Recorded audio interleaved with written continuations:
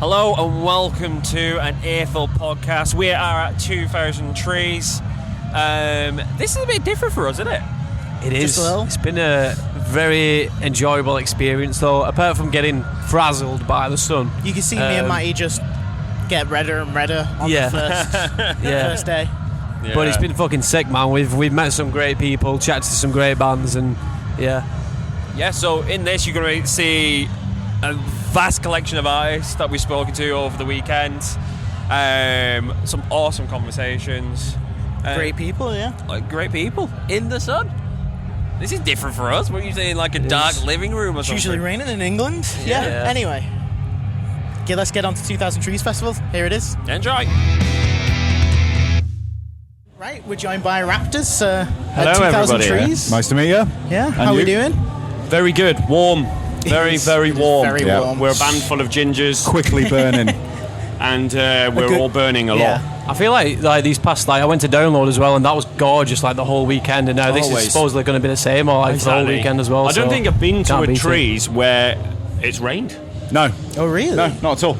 It's just that perfect weekend every single year that is always sunny. Yeah. And like not even just sunny, boiling. It's scorching, like fucking boiling. Well, as you said before, we didn't get the memo, so we're sat here in like full black skinny jeans and fools coming in jeans. The moment we bumped into you at the car park, and I was immediately that walk. I was like, oh, this is going to be a long day. Exactly, 100%. Well, I'm glad you're in this little tent for now. Before Radio 1 throw you out. Yeah. sorry, Radio 1. But you played yesterday, didn't you? Yes. So now you're enjoying the festival and hanging out. 100%. How was it? Oh, it was so good. It felt amazing to finally get to play. It was one of the first things we said when we signed to our management. I was like, I don't care about anything else. I want to play Trees. I know. I felt bad about hassling him. Like, we've hassled him for years. I feel like I sent him an emoji of a tree like every day since then. Subliminal I must have hit messaging. 2,000 because we're here now. So it must have been specifically 2,000 tree emojis that you managed to send to him over the years, and it finally paid off. It finally happened. Just as you hit the 2,000th tree. Exactly. Yeah. So it just the stars aligned, and we finally got to play, and it was absolutely amazing. We were on so early as well. The turnout was fantastic. Like, we had many friends there, and it was great as well because I don't know, there were about 40-50 people down the front, and then we started playing, and people just poured in, piled in, and that's what we wanted to see. We've got our own people that they know us fairly well, and then just to have people walking past, coming in, that was an incredible feeling. Yeah, we got really lucky, and we're honoured to be here, quite frankly, because we're avid Trees goers anyway. So it's just nice to be here and be part of the fun. First of the festival, of course, and then I think that's the best thing about this festival as well. Though it's like quite small as well. It's compact in it, so like no matter where you're walking, you're going to go past the stage at some point. So if something catches your attention, and you're like straight on it. 100%. Yeah. Like that's the beauty of Trees and why we love it so much in the first place. It's just like everything's so close. Like, oh no, that band I want to see on the main stage is on in 5 minutes. Yeah. No problem. Right, I better go from my tent, grab a beer, and run down. I've still got 2 minutes to spare. Yeah, you can easily make it. Whereas other festivals, you definitely cannot. Oh yeah, no way. Download, you got like a 5 mile hike. Yeah, exactly. Yeah. And if you've forgotten something, it's a You're long way back. Yeah. But on top of like getting to play Trees, which I saw you like that's on my bucket list. You had your launch party for your album like last week. Yes. Yeah? Was it last week? Week before? Can't remember. I don't remember. 2 weeks. 2 weeks ago. 25th June, was it? Yeah. I mean, afterwards the venue said it was the most crowd surfing they've ever had in there. Yeah. So I was watching footage. it was pretty crazy. Shit. It's also the longest set we ever did. And it was like we were tired about 3 songs in, and then like 2/3 of the way we were like, oh, is that all that's left? We really got into it. Why did we think that we could do an hour? Like that was just like our knees aren't good, our backs aren't good. We need to write a shorter album. Suffering. My God, like we're just suffering by the end of it. But yeah, back to it is unreal. Like sold out. There was boot marks on the ceiling. There's quite a low ceiling in there. Yeah.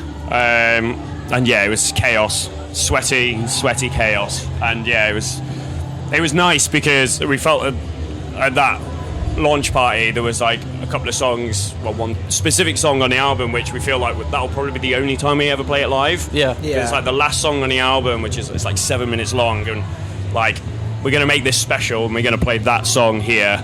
Yeah. Like, who knows, we'll probably play it again at some point, like, in the years to come, but it's not one of the ones that you'd kind of put in a normal half-an-hour set. Yeah, So it's like, I get what you it was good that we got to, you know, cater the night for ourselves as well, and do something special for us as well as everybody there. That's it, because like once you've said the album's finished, you're just on a waiting game of like, oh fuck, when's it coming out? Oh, how's it me going to be about it. received? So they get to like commemorate that special event with your 7-minute track. You know, the next 100%. special thing, you can honor it with the same thing. 100%.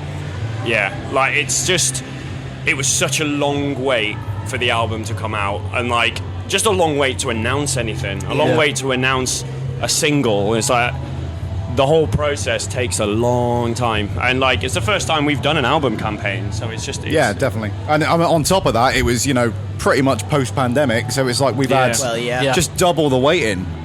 It was pretty heavy, but you know, I'm glad it's come this far. Yeah, because we managed to write the whole thing pretty much during the pandemic, via Zoom, and sending Logic files via Google Drive.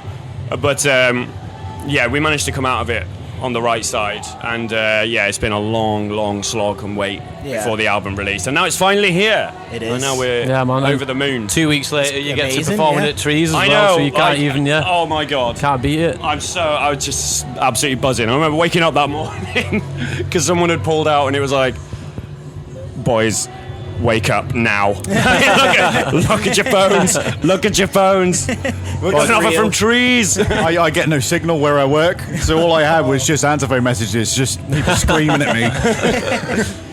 Wake up, look at your phone. Do you know what day it is? I was running around the house in my pants.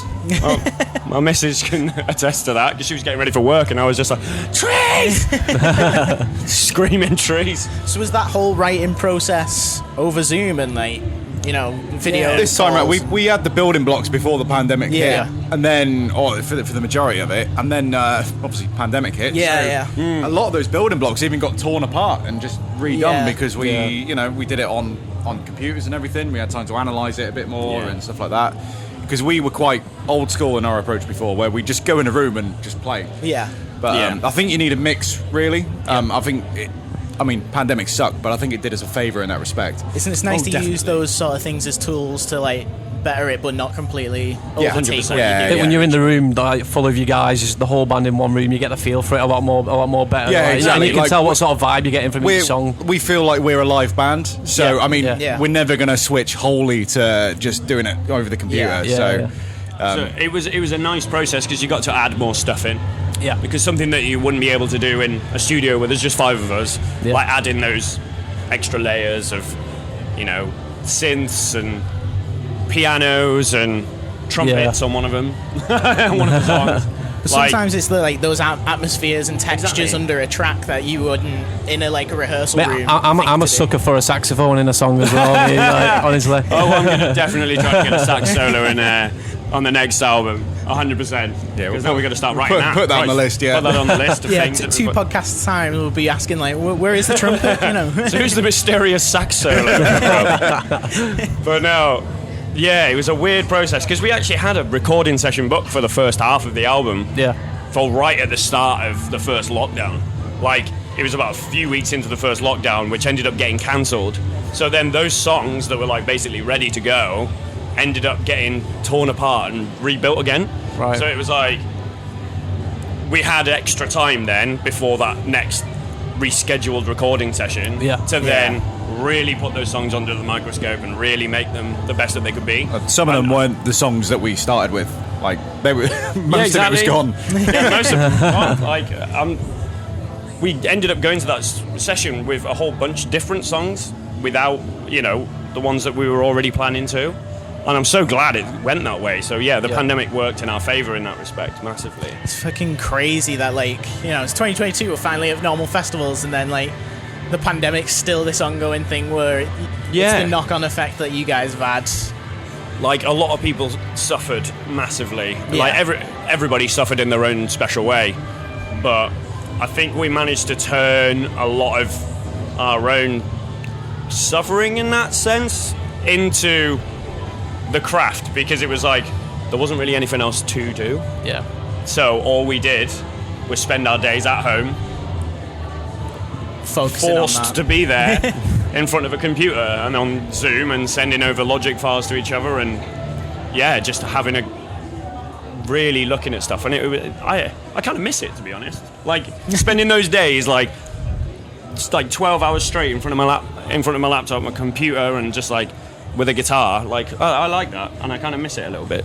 I don't know about you. I don't know. Well, I mean, careful what you wish for, because the other stuff that came with it wasn't nice. No, the other stuff was crap. But like thinking back fondly onto the nice memories of lockdown, such as writing an album was fantastic. But but the other stuff was shit. Yeah. Yeah, definitely. So yesterday, you guys ended the set with Darude Sandstorm. Is that correct? Yeah. Where did that come from? Some bastardized version of it. Yeah. Right. Bastardized version. So, as you know, one of your former members, Ryan, co-host, is my brother-in-law. Yep. And not only brother-in-law, but one of our friends in the wider group.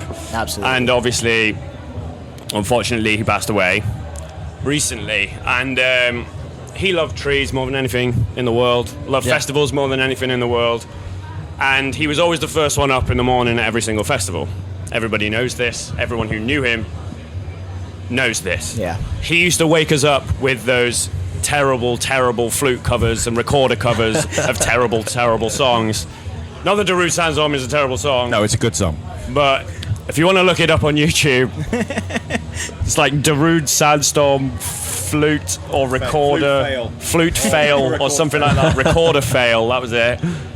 And it's awful. And that's what used to wake us up first thing in the morning at like 7 o'clock in the morning. See, I always where he's out sat in his camp chair with a can of Thatchers at 7 o'clock in the morning. Feet up with a flute. Without the flute, just playing it off a speaker. Playing that song off a speaker. Like, there's another version, there's a Celine Dion one as well. Well, that's what I was going to say. Like, when I've heard the stories about Ryan doing that, I always thought it was My Heart Will Go On by Celine Dion. I didn't know Darude Sandstorm made an appearance. Darude Sandstorm is another special one. It usually followed with Darude Sandstorm. Nice. It was usually first thing in the morning you'd wake up to My Heart Will Go On. And that was always, when you're hungover, just monging out in a tent, and you want to sleep. Yeah, you're feeling rough. You're feeling rough, and then Ryan Chisholm is out in a camp chair shouting, "Everybody get up!" and playing that full volume. Let's just say he wasn't exactly best popular with everybody that didn't know him in other campsites around us. But no, that was our little homage to him. Love it. So, it's all part of the festival experience, though. At the end of the day, isn't it? So yeah. It's exactly, and it wouldn't be a festival experience properly without that little bit of Ryan in there. So I'm glad we did that. Just for him. I love that. Yeah, because it was hilarious to hear about it when I was watching it. I'll be honest. I'm sure the people that didn't know why we played it were horrified. Yeah, I mean, I think Si was supposed to at least briefly mention why, but yeah, it didn't happen. He was too excited down in the crowd. He was too excited down in the crowd, and I was just like, I got on the mic and I was just like, "This one's for Ryan," as it was kicking in, and then everyone was horrified and ran away. But, you're welcome, Ryan. So, you're chilling for the rest of the festival, enjoying it. 100%. Who are there any bands who you're excited Turnstile. to catch? Turnstile. Nice. 100% Turnstile. I don't. Nice. Yeah. That's like my big one today. Massively Turnstile. I mean, I'll be honest, because we were booked on this so last minute, I didn't even look at the lineup because I didn't want to feel bad about not coming before. So I've marked who I want to see, but now I can't remember because I've had quite a few ciders. You've had a few ciders. But no, Turnstile. St. Agnes is next on, I think, for me. St. Agnes is next. Nice. I'm torn between Rome and Heck, because Heck have just reformed, but it's Rome's last ever tour. Oh shit! So I'm Forgot about that. Well, Heck are reformed. They're probably going to play everywhere. Yeah. Fantastic band. Love those guys loads. Like, played a couple of shows with them in the past. But Rome, like, I've had them on in Bristol for like DJ sets and like the festival that I used to run. So I've kind of got a little connection there and a little soft spot for a bit of pop punk. Yeah. So I was like, I'm thinking about going seeing them because it'll be a nice sunny day down on the main stage. But I'm torn there today. But Turnstiles are the one today, massively. Big checklist. The big one. That's the big one today, massively. And then Thrill Collins because no 2,000 Trees. No 2,000 Trees is complete without a visit by Thrill Collins. Love it. Nice. I'm excited for the rest of the festival, and we're gonna let you get off and Oh, thank you for thanks for dropping by anyway. Appreciate it. We've enjoyed it. To the album. Yes. It'll be Please do that. Yeah? We forgot about that. Living Without Desperation. It's out now. And Go listen to our albums. So we'll do a fake little goodbye now, and then I got a little bonus question that not everyone will hear about, but Sure. Unless you're on our Patreon. so thank you very much. Thank you. Thank you. Thank you. Thank you guys so much. Welcome back to an Earful podcast. We are at 2000 Trees 2022, and we are joined by Zand. How's Hello. it going? You okay? I'm good. How are you good? guys? Yeah. Good. We have, Stunning. you've definitely been sunburned. This is probably the second time I've brought this up. But I have a really weird tan here, and I don't know what it is. It's just brown lines here. Yeah. I mean, well, Like a farmer's tan, but I don't know. yeah. Well, it's better than a triangle nose anyway.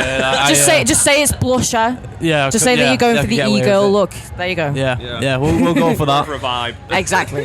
So have you been here since Thursday? Or have you just? I've been here got since into- Thursday. Yeah, we got here quite late. We got here about 4 p.m. From London. I got the train down. Relatively smooth journey. Yeah.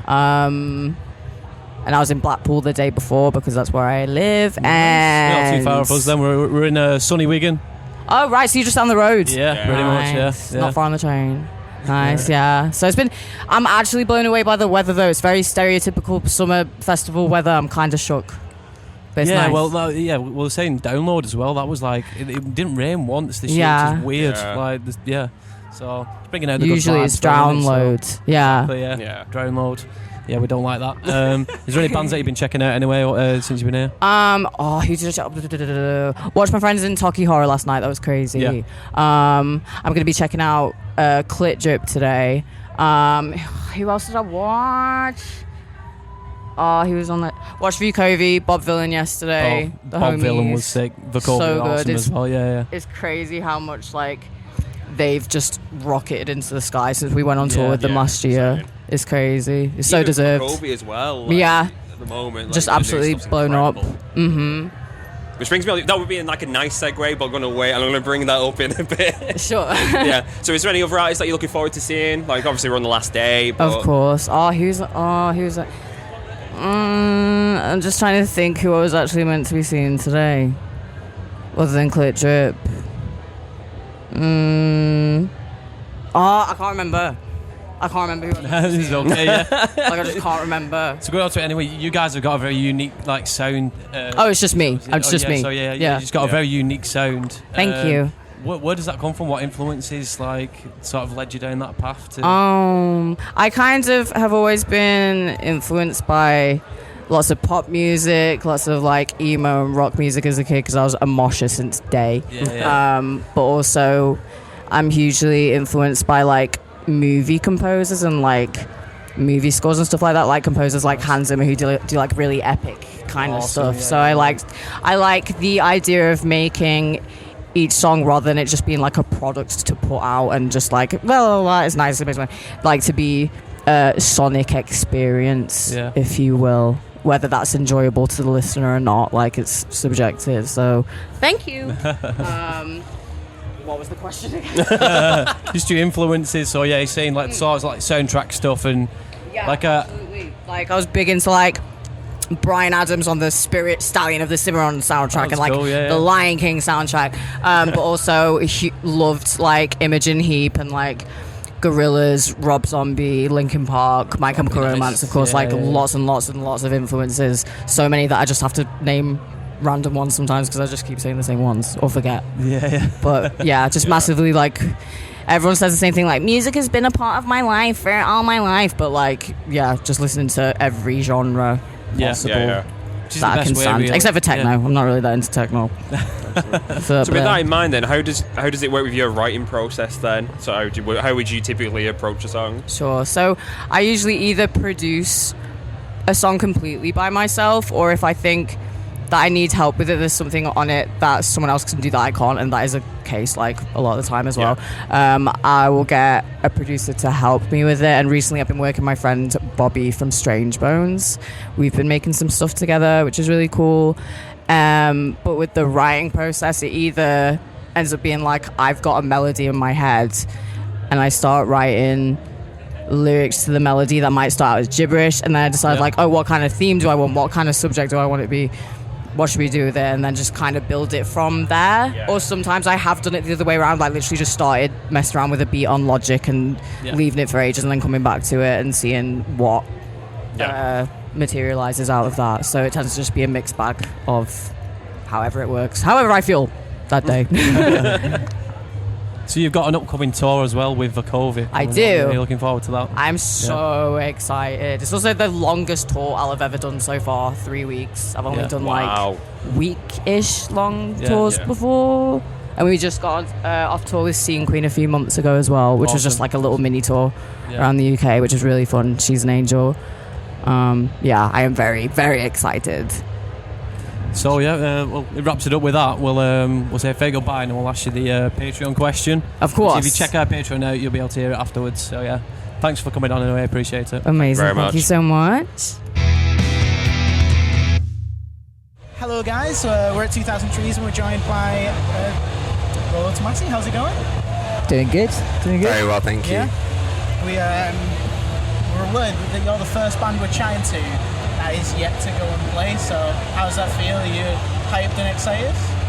Definitely. I think getting here, you can kind of immediately feel the atmosphere. Like, I feel quite lucky that we're here on the second day of the festival, because I think everyone's still got a bit of energy left in them. The sun's not really burnt them out yet, and I think for us, this is a festival we've done a few times before. It's nice coming somewhere and there's this immediate familiarity of, like, you know, we've had great experiences here in the past, and conditions seem perfect for that to be repeated. Fingers crossed it stays that way. We were wondering, do you have any like pre-show rituals before getting on stage?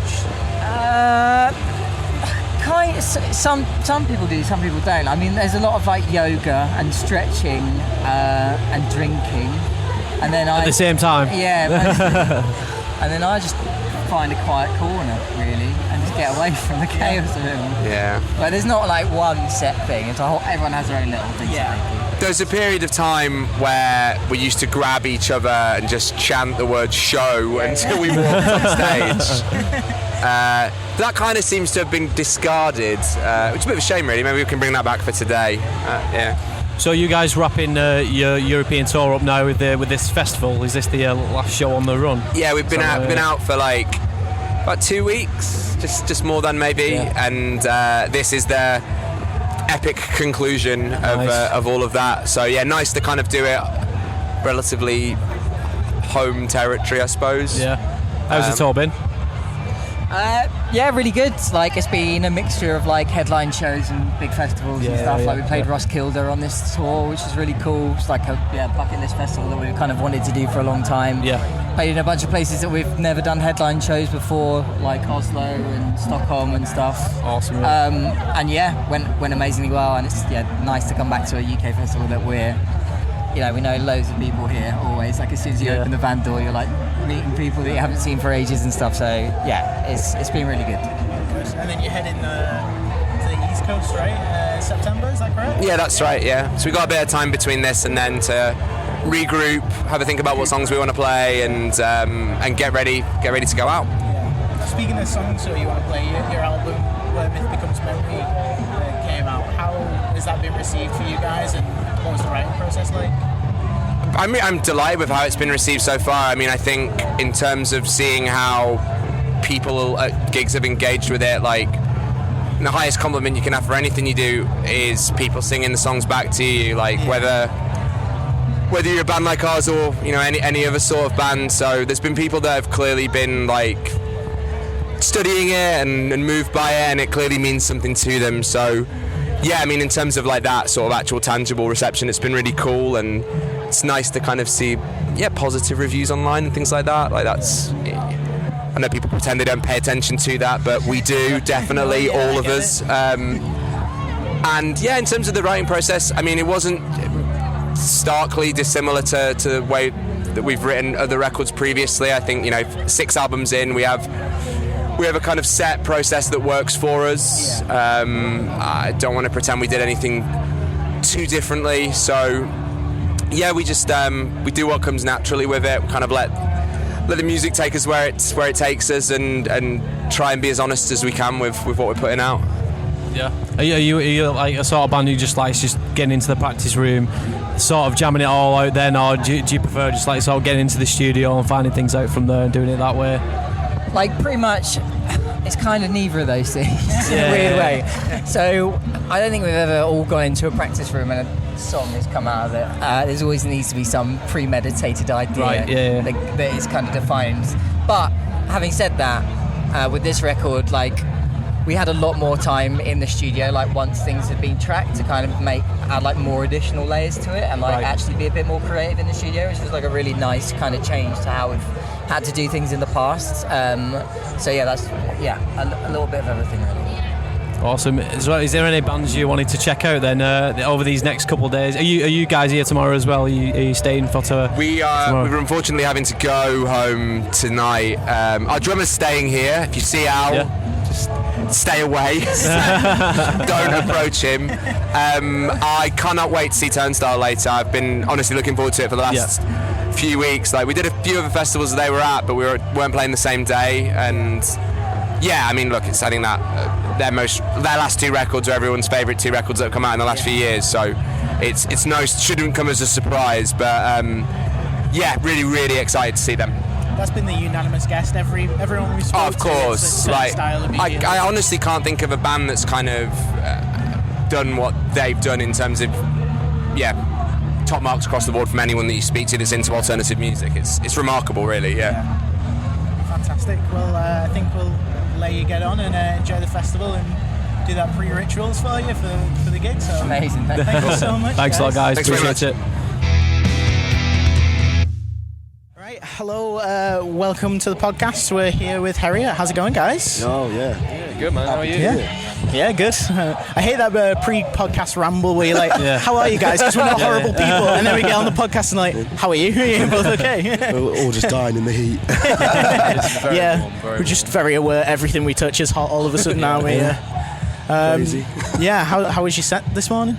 Really enjoyed it. Yeah? It was nice to see loads of people out at 11 o'clock in the morning to watch us. Yeah. I wouldn't watch us at 11 o'clock in the morning. Exactly that. It's far very grateful for the amount of people that came out. Far too early to listen to a band that sounds like us. So fair play to those who did. Well, I'll say something. It's a wake-up call, isn't it? Did you find that like almost like a challenge of like, right, these people are rough and hungover, let's kick them in the face? The fuck I mean, that's what made do it. It was also for ourselves, I think, as well. Yeah. Just, I was struggling. I feel like we felt like they felt, vice versa. So it was all just sort of keep everyone's energy up. I got an early night and I was still just rough this morning. I think I still sunk like 3-4 beers when we played. Were you guys here all day yesterday then? Yeah, we came at like afternoon, didn't we? Yeah. You did half day at work. I was still working yesterday, so I literally just kind of logged out straight here. But tried to take it easy, but didn't really. We could have took it easier. Chilly, I was like, let's get beers. It was good. We had an early one. It was like 1, wasn't it? I was still so hungover this morning. Up at the fresh time of 6 a.m. because of the sun. It was too hot. You can't sleep when it's that hot. Watch some birds. It was nice. No, it's good. It's good fun. You guys going to be here for Thrice tonight then, and then tomorrow for Idols? Yeah, like I had a ticket before we were playing. So love that.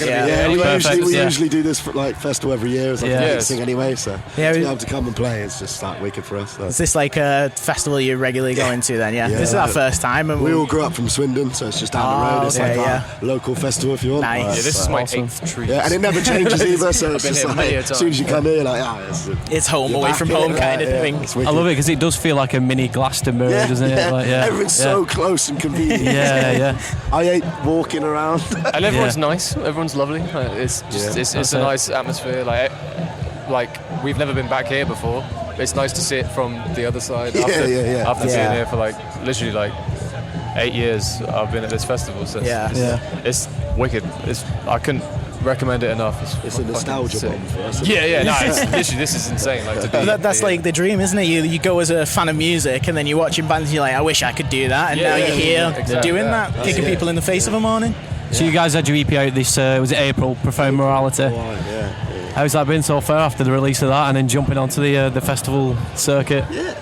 Download is like our first show since it came out, I think. Like we did like a little release weekender with but like End and stuff, didn't we? But like it's the first time since it kind of settled and people had time to listen to it. Like our first show was Download, so that's the first one. Fuck me, I'd say. Wow, like chucking yourselves in at the deep end there. Exactly that. But yeah, man, like it's been nuts. Like people seem to like it, which is cool. Yeah, just people listening to it's cool. I also like it as well. That's a plus, isn't it? Right? Yeah, I like at festivals where it's like you might get that music that people might not go out their way to find, and you get to introduce it to like a new audience of people who are like, I wasn't aware of this. Yeah, we're going to play to so many people who don't have no idea who we are. Like that's the beauty of any like festival. To think that maybe someone wouldn't like listening to our music at home, but seeing it live is different. And exactly. Enjoying it for that. If at least like 10 people go home and check us out, that's a plus. Yeah, exactly. Happy days. 100%. So how was the writing process for that? Quite quick. We where we practice in Bristol, there's like a rooftop room that's kind of falling apart. But we just put it out for a week and just did that. I took all my studio gear up there. There's a couple of damp sofas in there. And just had at it for a week and it just sort of came out. So like give yourself a deadline and be like... Yeah, we like to work from like ideas, so we like have a lot of stuff in the mixer before we get together in a room. But I like that. Together quite nice. It was surprisingly nice and easy. It probably won't be like that all the time. No. For the next thing, it's definitely going to be a bit more grueling, but... Yeah, we wrote the whole record as hard as ourselves as we can, because that seems to... Yeah, look, 5 days we came out with the EP after 5 days. So so what is out is what we did in those 5 days. I love it. Cool.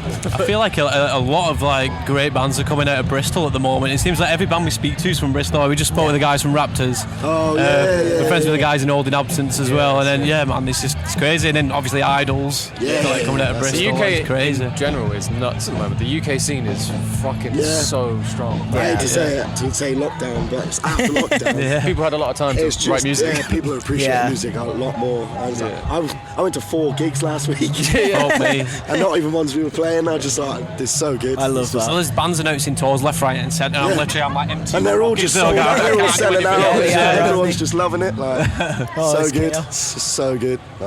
I like that, like with you saying writing the EP with the 5 days, it's like you have no time to overthink anything. No. It's like, and that's a real problem. I think that's an important thing.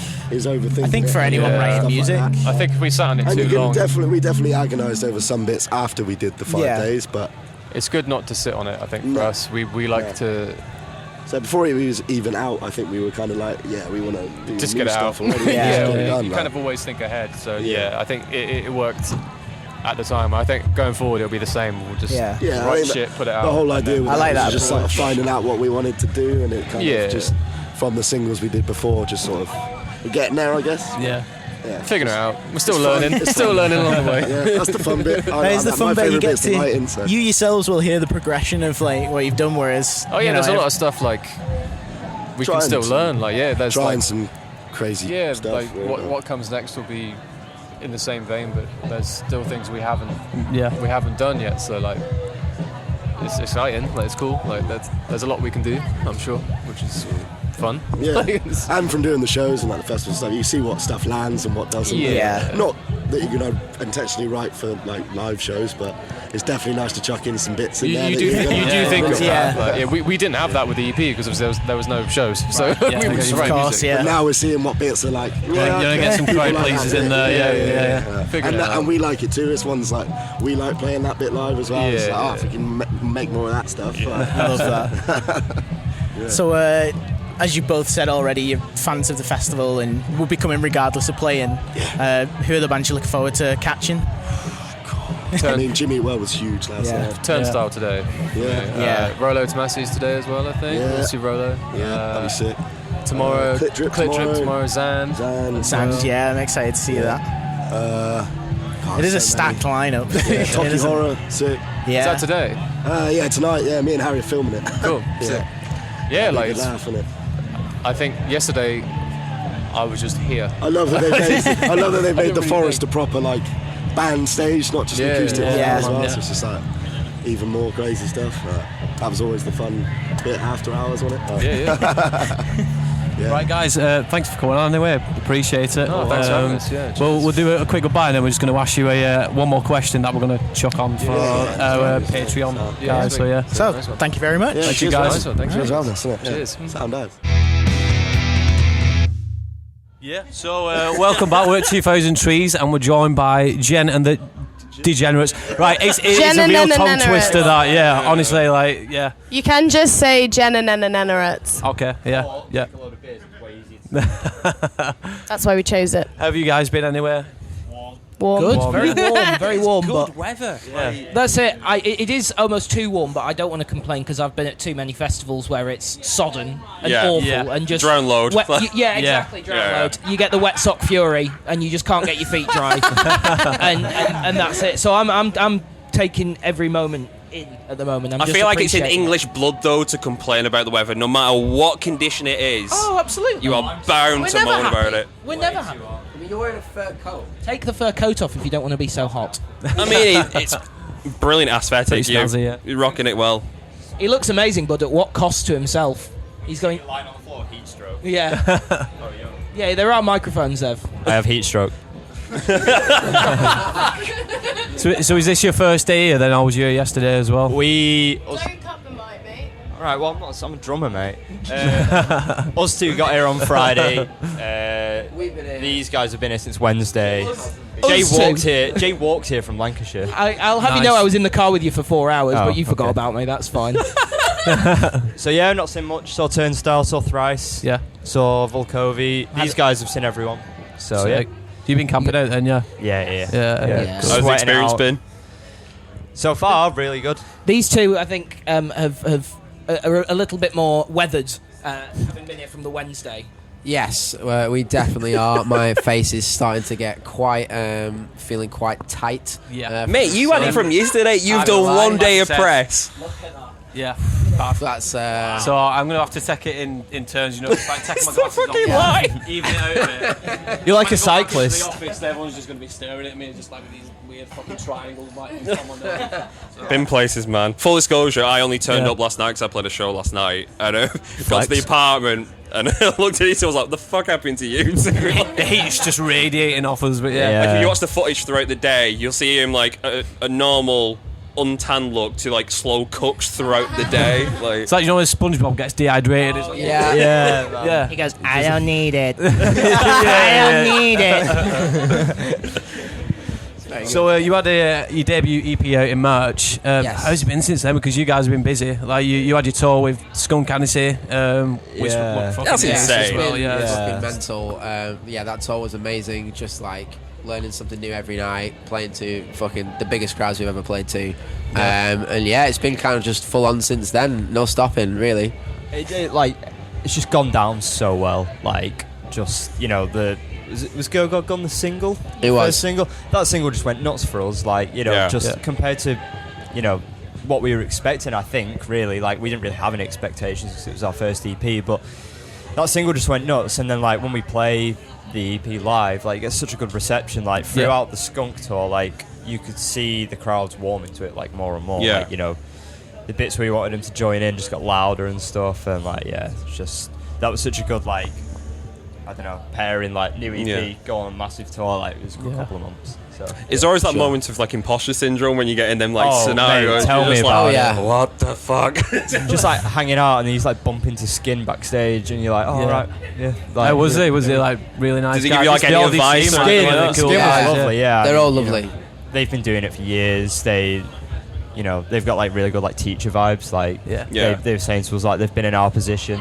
Yeah. So they wanted to pass down stuff because they were saying like they've done the tours with like big bands that were just dicks, didn't really want to talk to anyone else, whereas they were like like sit down, like give some wise words of advice. And we're super young, super like finding our feet with like all this kind of stuff. So we got some really good advice off them. That's the thing though as well, isn't it? When you have like the older bands, like it's probably the best thing to kind of like pass on like the information. Like at the end of the day, you're all on the same team. You might as well pass that on to who's only just starting out. It makes more sense. If we weren't happy on the tour, then like that would be super obvious, and like their shows wouldn't be as good because they'd be like, oh, everyone's bummed out backstage. So looked after us really well. And, it was a good experience. That's cool. Yeah, you're heading onto your headline tour as well at the end of September. Is this your first headline tour as well?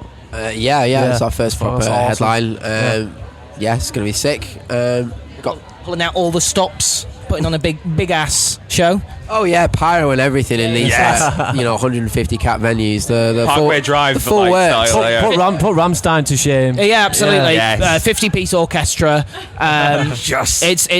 It's all coming together. It's going to be wonderful. It's going to be more likely quite sweaty and chaotic, and that's what we're all about. So they're the best gigs. That is the vibe. Intimate venues and just a sweaty gig where like sweat's dripping off the roof. You know you've had a good time. Then yeah, that's cool. For sure. Yeah. So you guys checking out any bands while you're here? Any more bands while? Yes. The last day. I mean, who are we going to try and see today? Foxjaw are playing again, aren't they? Yes, Foxjaw are playing again on the main stage. We missed them because we only turned up yesterday, me, Evan, Jake, but they got to see him the other day, so we're going to definitely. I nearly said hopefully catch Foxjaw. We're definitely going to catch Foxjaw, for sure. Not Loose as well. Nice, yeah. We're going straight from Not Loose to Foxjaw. Yeah. So we're going to get spin kicked in the head or something Got like Clit that. Drip today as well. I feel like Clit Drip I might. think they are actually. Yeah, Clit Drip are amazing. For sure. So we. Libra today, I think. Oh yeah, our pals. That's sick. There's such an eclectic mix of bands as well at this festival. It's crazy. Yeah. That's the nice thing about this festival, you know. Yeah. And the nice thing about this sort of crowd is there is just so much room for different sounds and everything like that. Yeah. It's more an idea and an ideology and a way of thinking more than specific heavy burr guitars or cool electronic acoustic stuff or whatever. Yeah. There's space for everything here. I love that. So apart from the tour, is there any other plans you got coming up, or is it all secret at the time being? No. We could tell you. No, I mean we'll go and do a bunch of shows. Yeah. Throughout the whole year. We're recording new music next week, literally. Nice. Yeah, I didn't know if I could say that or not. But I'm saying it. Fuck you. Fuck it. Fuck it. Fuck you, team. Yeah. We do what we want.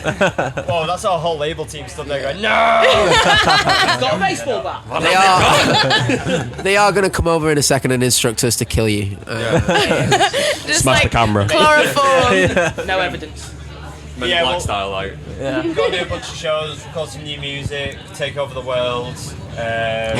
Tattoo Poe more. Tattoo Poe more. So we're going around tattooing Poe. You're right, it is very sick. It is sick. So what have you got tattooed on it now? So you've got. So at the moment he's got the Degenerate tattoo. They. Sorry. Everybody keeps doing that. We've all got the Degenerate tattoo, so Poe had to have it as well as a member of crew. Yes. The Antichrist symbol. Nice. Nice. Yeah, and then ACAB, when we all know why that's there. They, them. Yeah. Nice. We have non-binary members, so Poe is also joining those legions. And then we've got the Haggard Cat tattoo that Matt did yesterday. But we need you guys to tattoo it because the plan is to basically Guinness World Record for the most tattooed Teletubbies. Oh shit! You're putting us under pressure now. What do you even put on You it? don't have to do it on camera. No, don't worry. Right. No, you do have to do it on camera. One in 5 men have performance anxiety. So. I like it. Anyway, guys, thanks a lot for coming on. We appreciate it. Oh, thank you. Thank you very much. Hello, welcome to the podcast, and we're here with the lovely guys in Creature. How you both doing? All right, yeah, very good, mate, very good, thank you. How was waking everyone up this morning? Because we enjoyed it. It's sounding great. Well. Yeah. We were pleasantly surprised because this is our third time. Well, not our third time playing Trees, third time success because we were booked in 2020. Yeah. Then that was cancelled. 2021 was cancelled. Oh. So then to actually play felt fucking awesome. Yeah. But then to actually play at 10:30 and have the tent absolutely packed. Yeah. Was fucking awesome. So yeah, man. Yeah, man. Big shout out to all them guys. Yeah. All crazy mofos, all still steaming from the night before. Not trying not to cough up their bacon, son, and jumping around or whatever. Hangover cloud just above them. Yeah. Fair play. It was great. Yeah, we really enjoyed it. Really enjoyed it. We were setting up round here, and we could hear you guys from right here. Obviously, you were the only band on at the time, and it fucking sounded mega. Cheers, man. Yeah. We made sure we were extra loud. Yeah. To 11. Our sound engineer, I think, took advantage of the fact that there was no one else playing and sort of cranked it up a little bit more. Yeah. Got to be done. Got to be done. Gave it a tickle, didn't he? Yeah. Good. So you guys just got your EP out this year for Haunt. It's your first one post-pandemic. Yeah, that's right, yeah. What was the writing process like with that? And this is the thing, right? All 3 EPs were actually written and recorded at the same time. I like that. All right. It's a twist in the narrative. Okay, yeah. No, but they were done quite some time ago. Yeah. And we were excited to get them all out within like 2 years, really. The original idea was to keep the momentum going and see growth within the EPs, because we already wrote all the songs, recorded all the songs, and then gone, okay, which direction are we going in as a band? Yeah. So we planned it out that way as a kind of like, so we could see where we were going. Yeah. Obviously, didn't all go to plan as intended. I mean, we didn't really factor in a worldwide pandemic in the middle of that. It was like, they say plan for the worst, but what if I break a string? Risk mitigation. I don't think any of us could have predicted that. And we wanted to tour it, and we wanted to make sure that we could get out in front of people, because to be honest, that's the big thing, Yeah, that's what music is, man. You're getting people together and enjoying it, and we enjoy it, and we love playing live.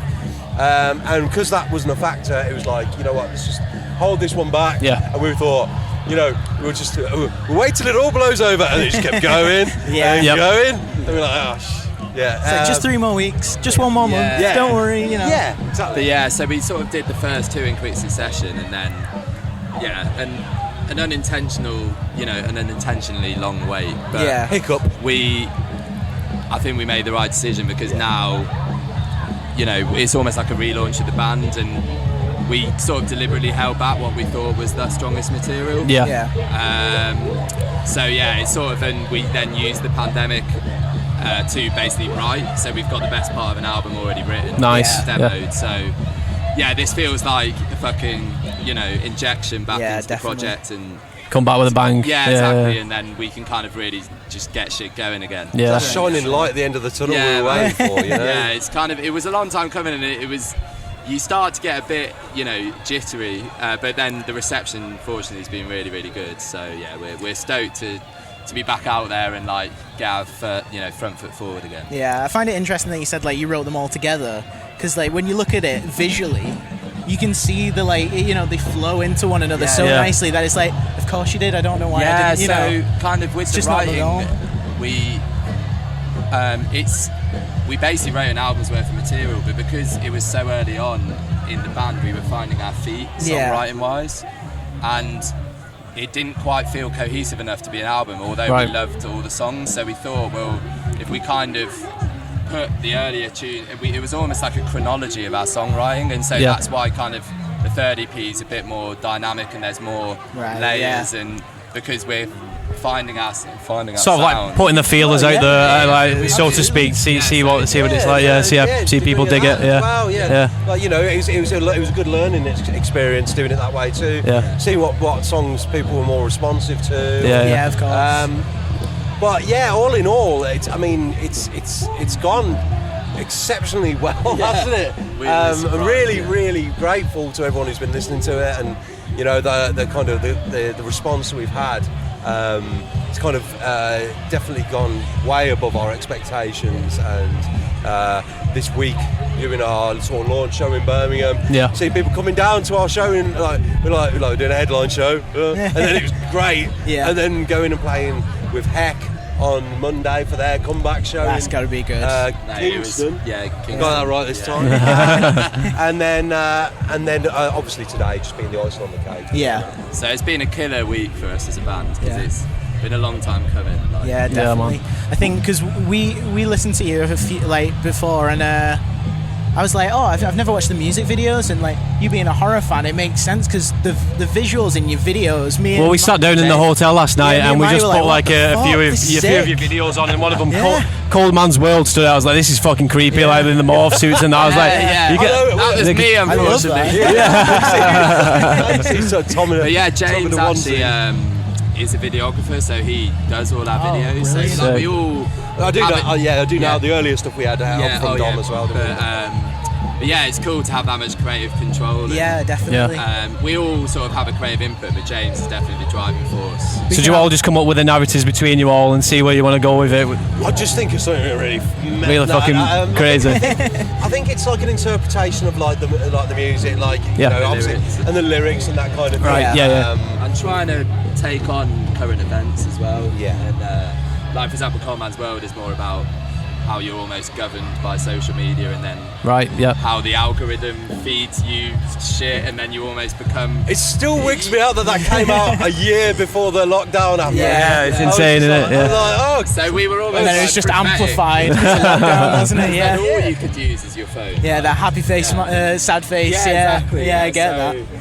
Yeah, man. Yeah, we think visuals are a really important part of the band. Yeah. You know, and the visual accompaniment to music, because the music's just one thing, but it's, you know, how people view it, and you know, there's lots of other mediums to be creative with, so you know, that's really important. I think the sheer joy of it, really, for me personally, is just the fact that we're working with, you know, low budgets, but trying to create something that is visually like, you know, enjoyable or compelling in some way, or at least trying to tell some kind of story with what we're doing. Because I think it's a bit like music. There was a you know, there's a really strong period throughout the 90s and noughties where there was some really big music videos that had huge budgets. And told great stories, and they were fucking epic. And then like it seems like obviously bands like struggle to maintain that these days because of like, you know. A budget generally, you know. So I think it's always a challenge. It's always enjoyable. We're all game for it. We all have a laugh. I mean, I was in a morph suit. Do you know what I mean? That's commitment to your art. For a whole day, like walking around Birmingham, like random people looking at me like, what the fuck is this guy doing? We just found him on the street, and it was like a video, mate. And then he just turned out to be a good drummer. Happenstance. And then the newest one with all was turned into a lockdown project, and it just James got lost in the edit, didn't you? Like you done, mate? Like, yeah, nearly.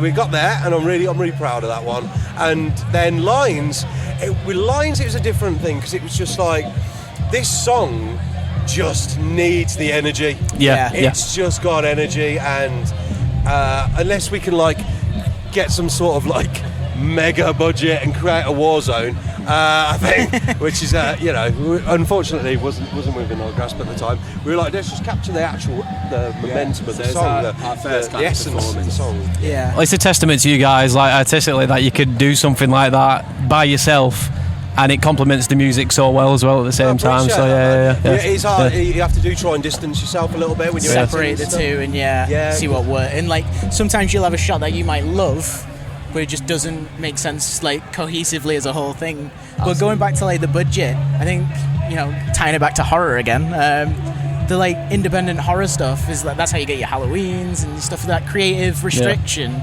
You know, you're forced to go in directions that if you had a big budget, you wouldn't. 28 Days Later, mate. Yeah, exactly. That's a short Blair Witch Project as well. Oh my god, what a film! I mean, just the amount of money they made off that film for the amount of budget they had. Was like isn't it? Isn't that like the most extreme one ever, though? Is that regarding turnover? Yeah, it wouldn't surprise me. Well, it's like they promoted it where everyone thought he was actually like dead.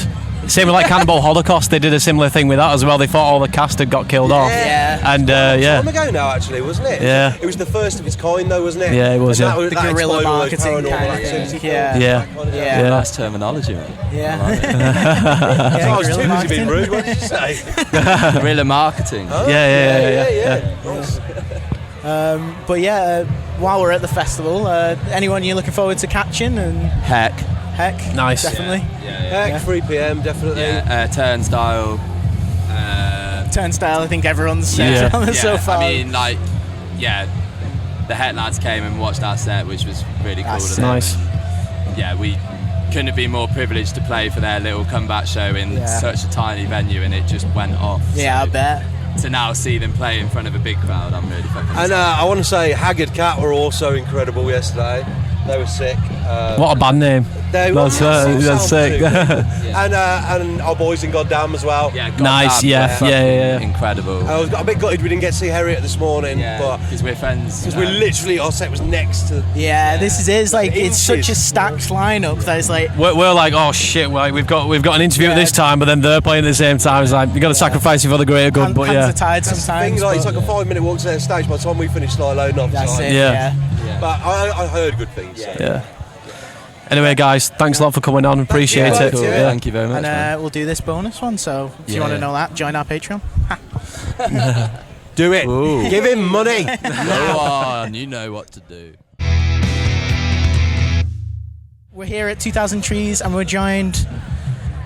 Why's my mind gone blank? Petrol Girls. I'm so sorry. It's the sun. It's nice to start on a mistake, isn't it? How are you doing? Always. I'm glad you did the clap. I keep like getting confused about what I'm doing with the clap. So it's just a I'm glad you did that bit. Audio. Yeah, don't worry. Yeah, no, I'm good. I'm just very warm. Yeah.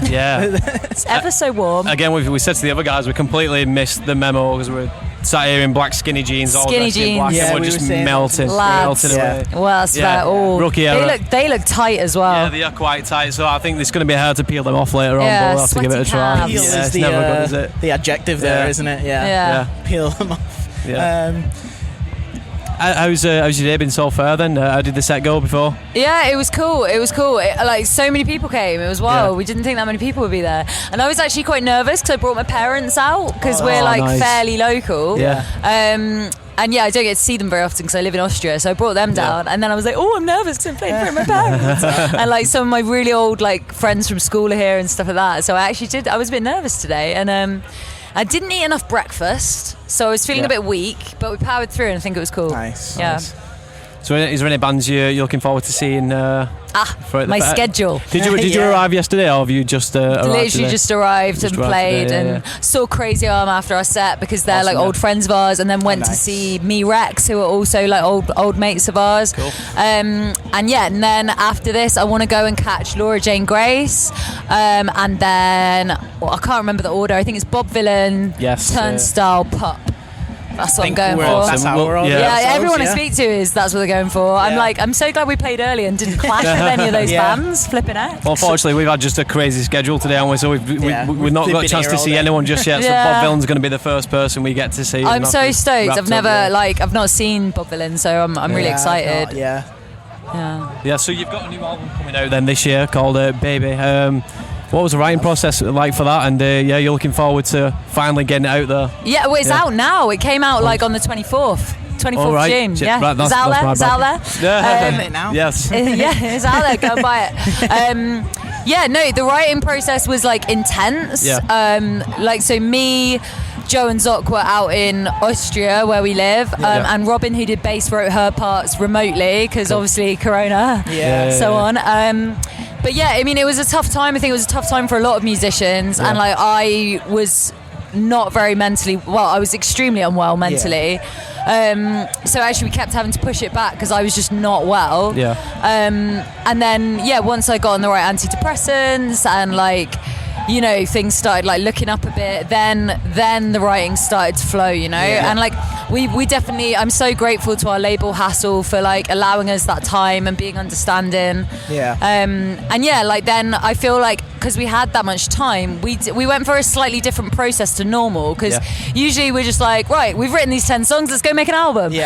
But this time we wrote like 22 like starting points for songs, and like you could hear the sound like develop across those songs, and like I think some of the early ones did make it onto the record, but like most of them were like, I think like One or the Other, Clowns, Preachers, tracks like that. Like Joe really felt that he'd like found this like minimal but kind of mad sound. and that's what he was really, really going for. It just took us a while to like get to that point, and then went and recorded down at Middle Farm in Devon. Nice, awesome. I love that studio. And that was nice cool place, as well. Like because Pete got us to record to tape. Which is like we were like, oh, pressure. You got to get it like. You've got to nail that. Like, and if you quantize on tape. And it's like, well, if you want to do it again, like, face it that you're not going to be able to keep. Like, you gotta go for it. But actually, like, we kind of like our whole goal with this record was to go for something a bit more playful, and I think that mode of recording really like lent itself to that because it was like. Just there are mistakes in it, like I mean, mostly mine, but or just not even mistakes, but just like imperfections. But like I don't, we're not really interested in making like really sterile stuff where they've like. You could like if you want to, you can like do it all. But like what?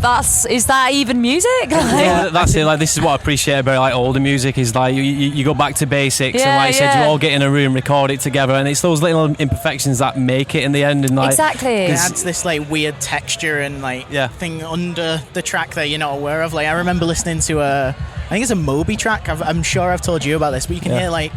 A scooter horn on in the street outside, and it's like, well, that is what it is, It brings so much atmosphere and stuff like that. No, absolutely. And like for us, we've always been like a live band, like that's our real strength.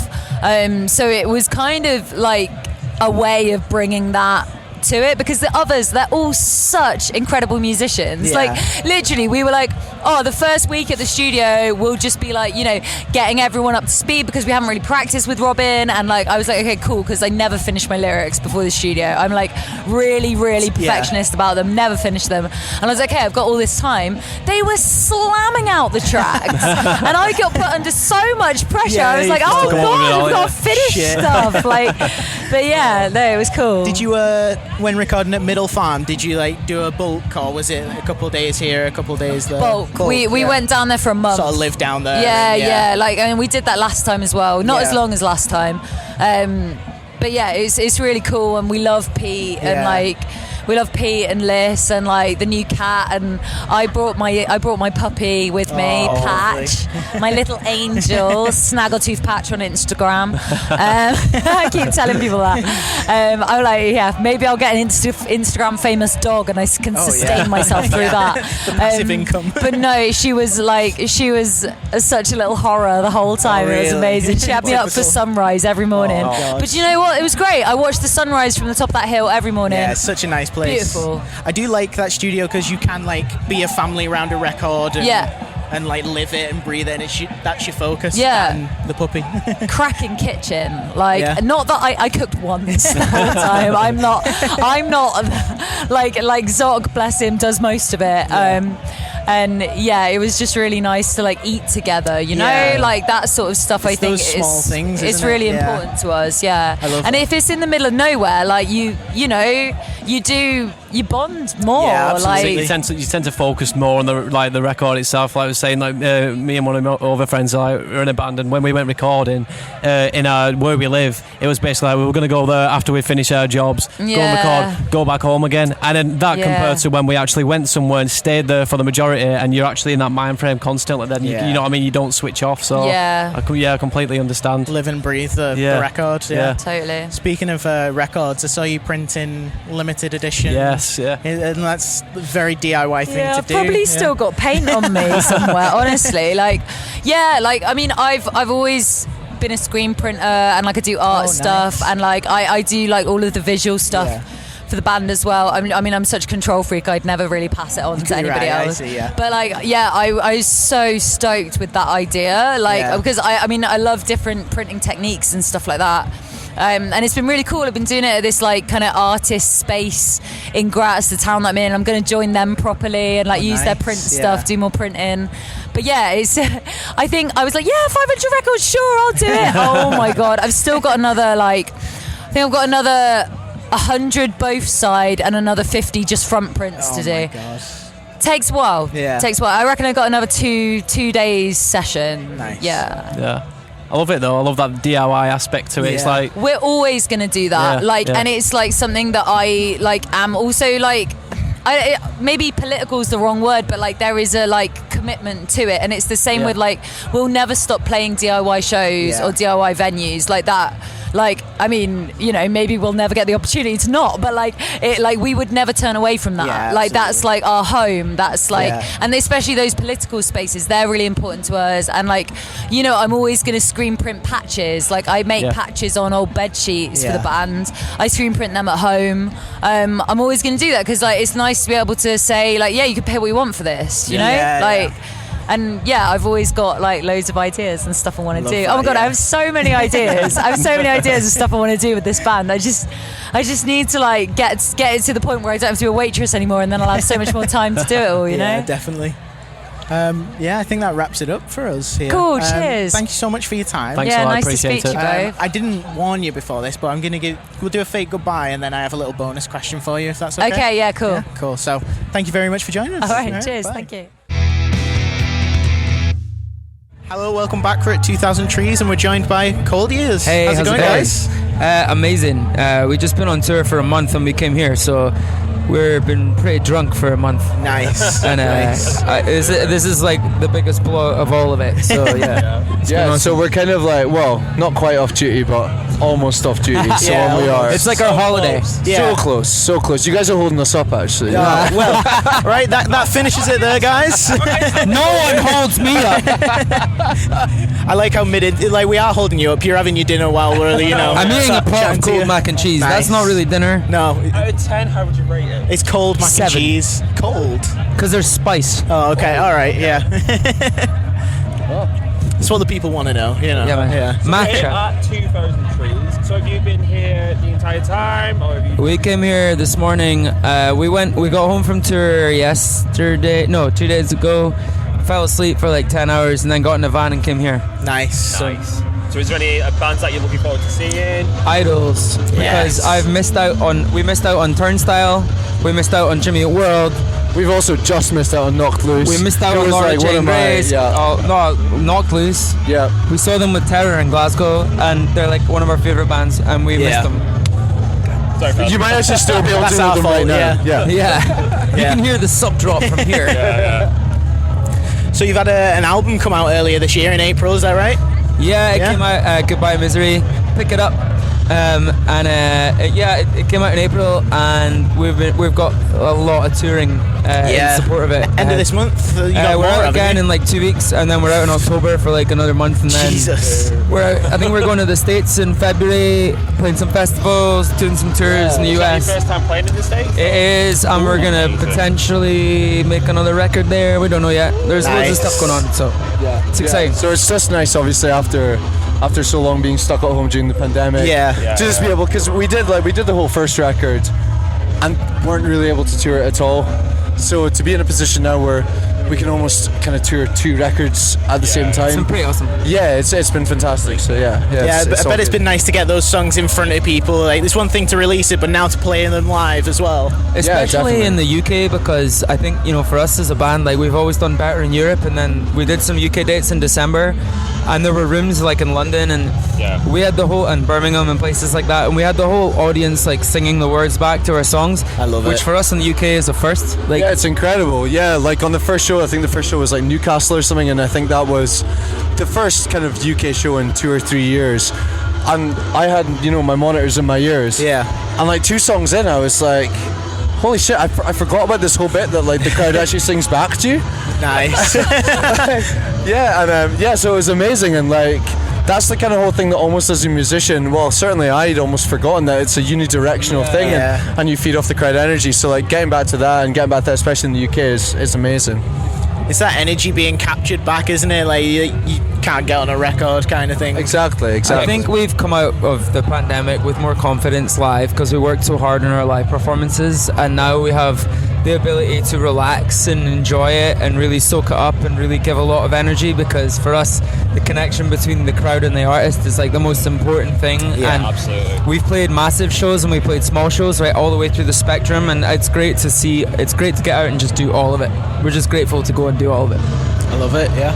So with the new album, then, what was like the writing process with that? How did it all come together? During lockdown, all of us were put on furlough or lost our jobs. So we literally for like 6 months, we would stay up till like 2-3 in the morning every day, sending each other emails, because we all have home recording rigs. Yeah. So the first time we actually played any of the songs together was in the studio. So we did it all remotely, and it was a really cool way to make a record. You know. Yeah, it really was. So like the first record that we did, Paradise, that was a case of like sitting in a room, just demoing stuff, like kind of jamming stuff until something stuck. But I guess the dynamic completely changed because Ross, obviously, you moved to Glasgow pretty early during lockdown, I think. So yeah, it basically had to be remote because, well, I guess it was obviously lockdown. So yeah, I feel it was a completely different approach, and I think like the album that we got at the end is definitely representative of that. Yeah, for sure. Nice. I think sometimes when you're forced in scenarios like that, it kind of forces a creativity in like a different way for it to come out on the record. Yeah, I mean, we got a phone call from our label being like, "You can't tour for 2 years. Do you want to make another record?" And we were like, "Fuck no. We just made one." And then they were like, "But think about it. You have the time." And then it was like, okay, well, all I'm gonna do is sit and play PlayStation for 2 months. So, and let's make an album instead. And we did, and we had like 40 songs, and then it was great because you had the time to get them right and perfect everything. And then we spent 2 months on the phone to our producer Neil Kennedy in the ranch in Southampton, who's amazing, by the way. If you're gonna make a record, go there. And we spent a long time with him, just on video calls, like perfecting the songs. So by the time we got to the studio, they were ready to go. Yeah, I think it's probably a method of writing a record that's almost unique to that specific era, if you like, that lockdown era. I think, I think it's probably just something that we may never do again, but and I really think that the record probably captures a lot of that, and yeah, it's maybe a record that would have never been made in a different time. So that's pretty cool. Yeah, it's strange, isn't it? 'Cause it's definitely like a period of time where you'll never get that sort of like somewhat freedom to kind of like construct your art. Now I got to work a fucking job and make another one. I hate working. But we're writing another one now, and I think the time pressure, because the thing is with the delay on records now, like vinyl, if you make an album like now, I mean, you can't release it over Christmas because no one cares. So you have to wait 9 months for the vinyl, and then before you know it, you're into summer 2024. You know, that's crazy, isn't it? That's the time frame and you have to sit on that music that whole time. So like, we wrapped Goodbye to Misery last May. Yeah, and then it was a year before it came out. You just got that anticipation. I didn't listen to it for a year, which is because I couldn't.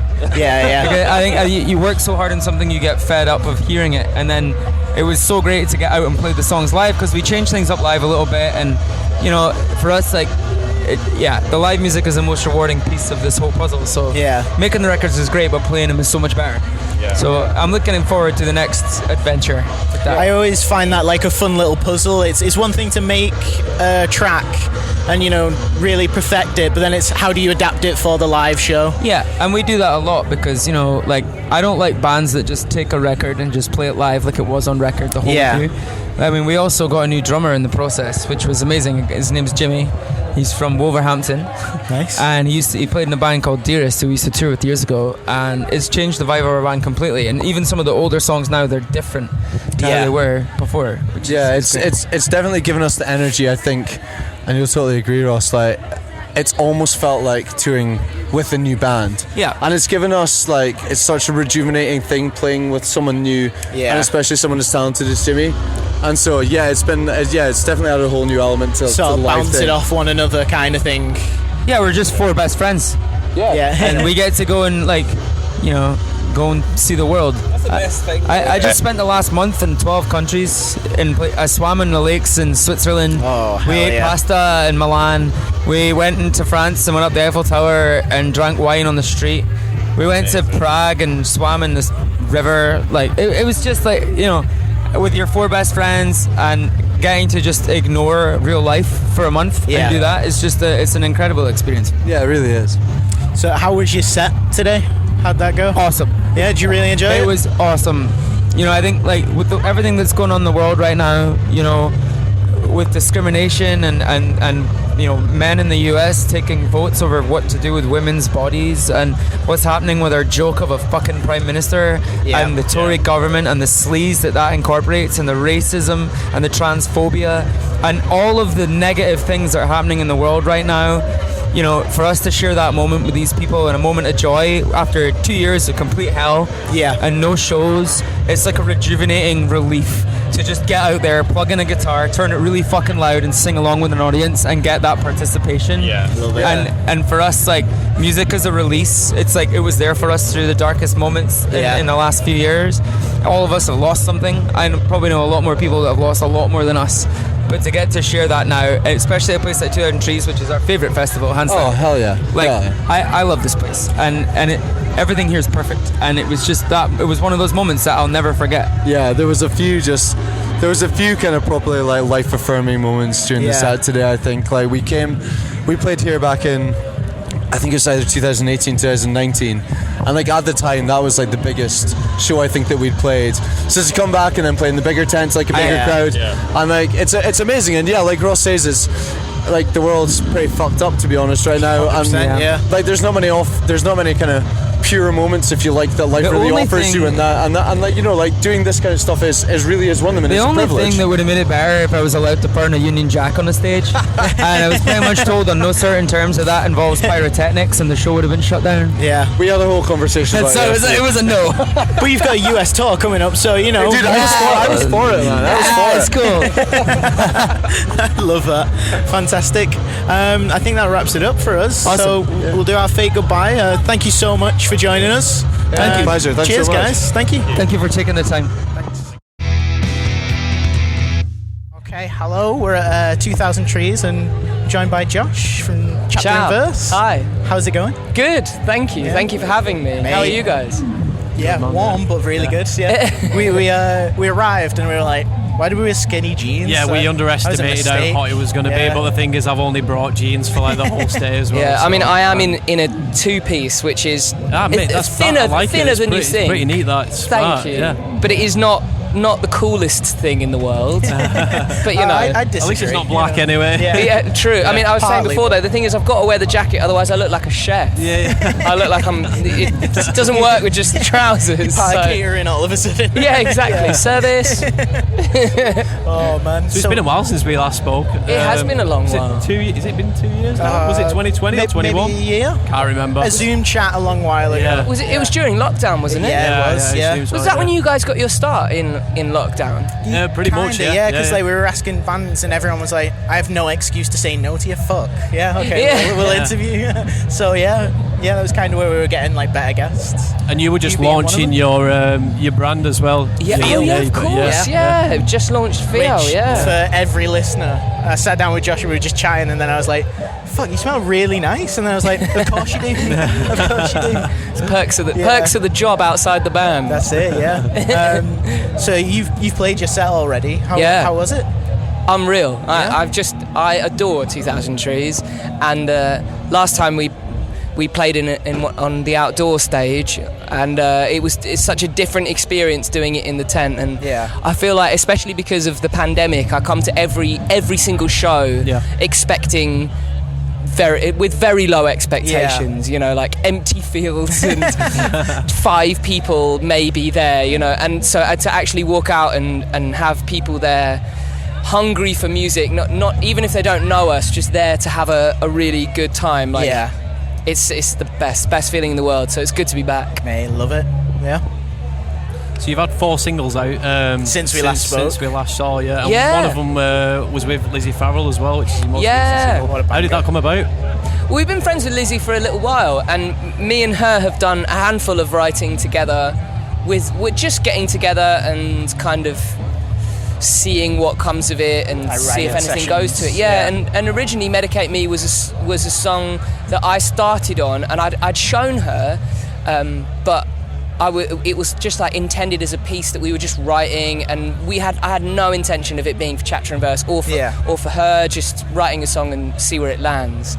And then I showed it to her, she was into it, and I showed it to the boys, and they were like, look, we need to make it, tweak this. This is what usually happens. They come back and tell me which bits are shit, and then let's make it chapter and verse. And then because Lizzie was kind of involved, it just made absolute sense to have her doing it. And you know, I mean, you know what she's like. She's amazing. So I think it's nice that we mentioned that because it's nice to see all the collaboration, because it's not something that's often involved in our music scene, is it? No, it's not. It's annoying. I'm a massive fan of collaboration in general. I think it's a real sometimes a bit of a travesty that there's a bit of a I don't know what the word is, but like a bit of a closed circuit with a lot of bands where they don't want to invite kind of creativity outside. And sometimes, you know, everybody's got their own reasons, but which is all totally fair enough. But I think that collaboration should be more encouraged in the rock world. Agree, so I think it takes it like those writing sessions. It doesn't have to become anything. You know, it's just seeing what happens, and like you wouldn't get that if, you know, everyone's point of references are completely different. So absolutely, and in just like somebody with a completely fresh take on something that you're not used to working with, even tiny things can just send you off in another direction, and it might spark something you would have never otherwise thought of. So and both your voices complement each other like perfectly. Thank you. It's just convenient that I sound more like a female. So, you know, maybe it's just that. So is there any bands you wanted to catch like, over these like few days, or definitely. I'm psyched to see Turnstile. I mean, I bet everybody you're speaking to everyone asked that question. I mean, but it makes sense. There's just something about them, isn't there? They're just so like, there's something magic in that band. So I can't wait to see them. I still, to this day, even, you know, being relatively friendly with some of the members, I've still never seen Vukovi, which is a travesty in my opinion. So I'm you know, very much looking forward to that. I mean, loads of bands. Preston Meek I played yet? It's tonight, isn't it? Yeah, I think it's tonight.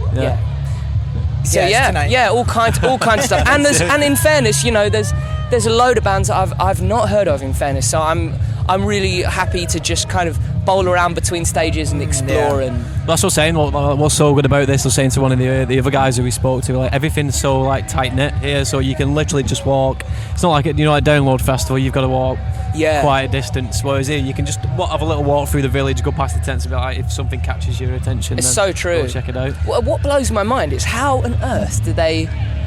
What's the physics behind the fact that you can be at the main stage, walk 100 metres that way, and stop hearing that?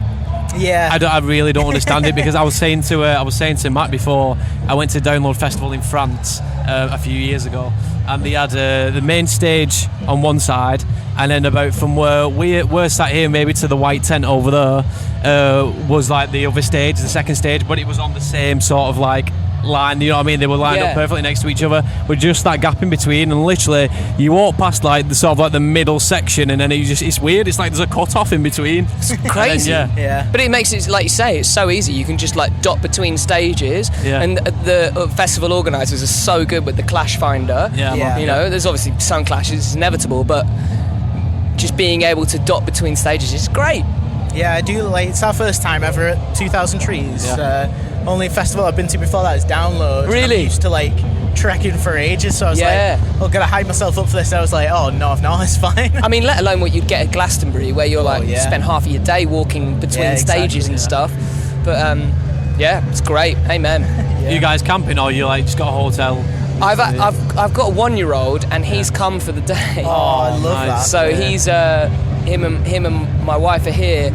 So we're just doing it in a day. We came super early, and we're going to probably leave super late. Squeeze in as much as we humanly can. Get the most out of the day. Yeah, sadly not camping just yet. He's a little too young. Well, I think that's the best case scenario, isn't it, for having a 1-year-old? It's actually super friendly for festival for kids, which, you know, it really is. And there's little like pockets where you can like jump in the shade and have a bit to eat, or you know, whatever. There's a little kids stage over there for children to mess around. And it must be a great feeling, that though, just having your kid like you're playing live as well, and he gets to come see you as well at that age. I don't think it's very like commonly said, but I've always known that I wanted kids, and one of my I was going to say secret, but I'm literally telling you, so it's not a secret. One of my like little tiny dreams is to be able to play an awesome show with a great crowd and have my own child there, being able to witness it, you know, and literally today I like got to live that dream. He was there with his big headphones on, and he does this to music. He absolutely loves bands like North Lane and Ocean Grove. And he comes on at home. Parenting done right. Well, maybe. Not sure everyone would agree, but yeah. So it was great to kind of live that out today. Yeah. Oh, mate, I love that. That's such a wholesome way. I think we'll end it there for that. Yeah. Right. So there's our fake goodbye. Thank you so much, Josh. Thanks for coming. Thanks for having us. Take it easy. Right. Hi. Welcome to the podcast. We're joined by Janine and Martin of Vukovi. Hi. Hello.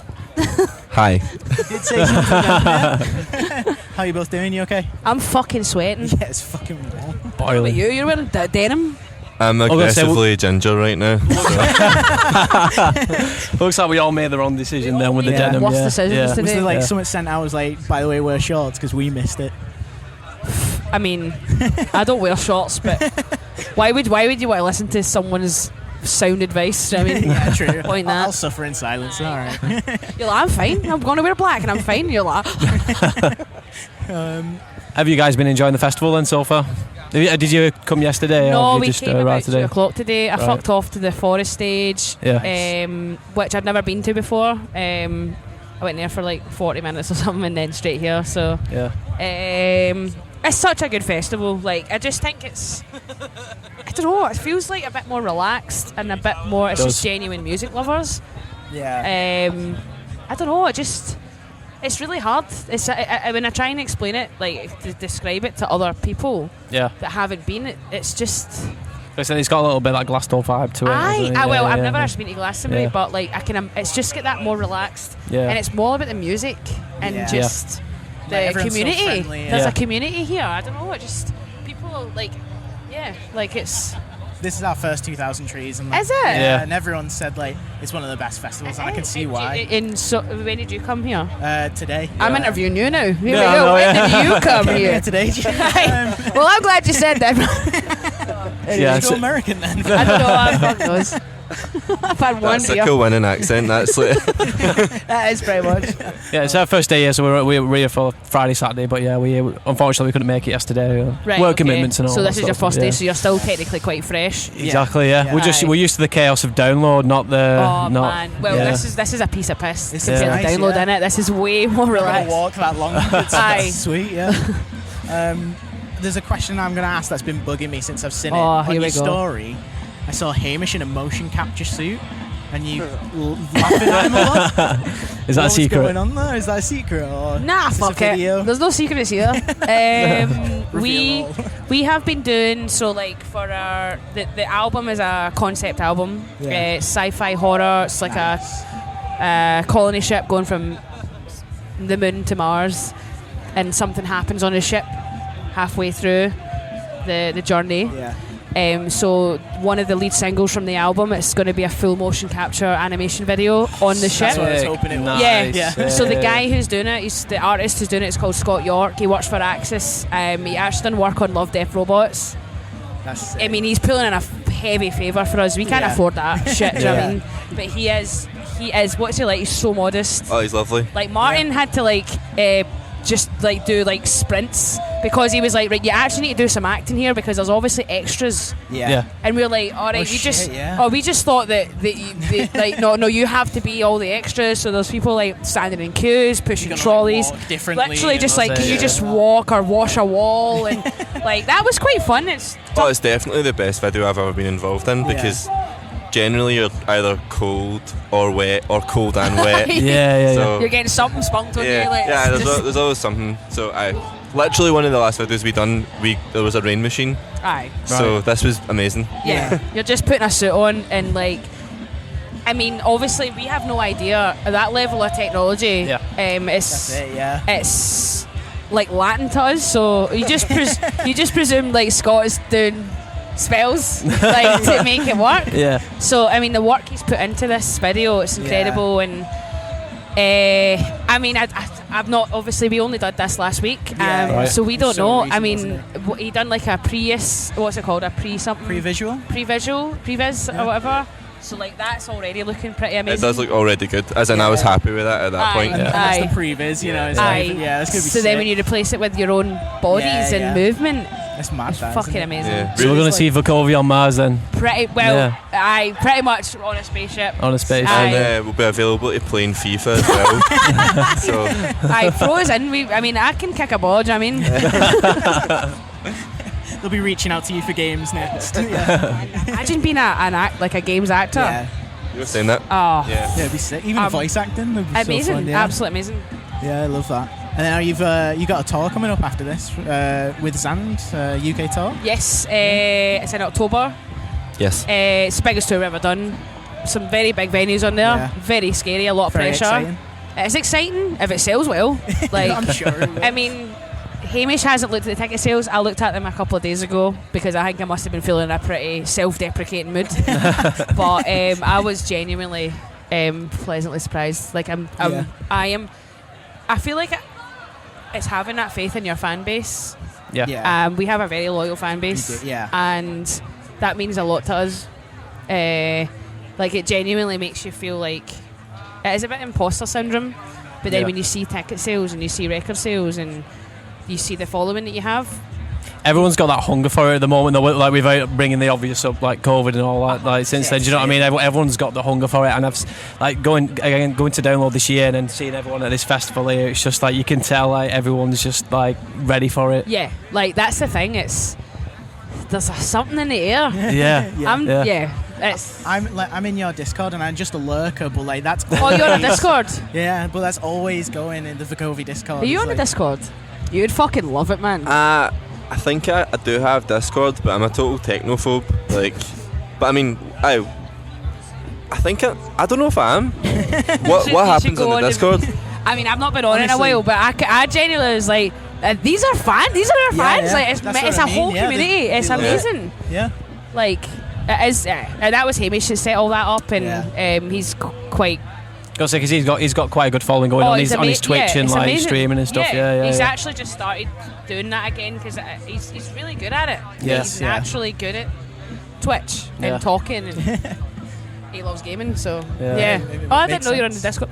Yeah, Discord. I'm not. I don't like post or anything. I'm just lurk. Oh, you're just a wee lurker, eh? Like, oh shit! All these notifications in the Vukovi Discord. Fuck, man.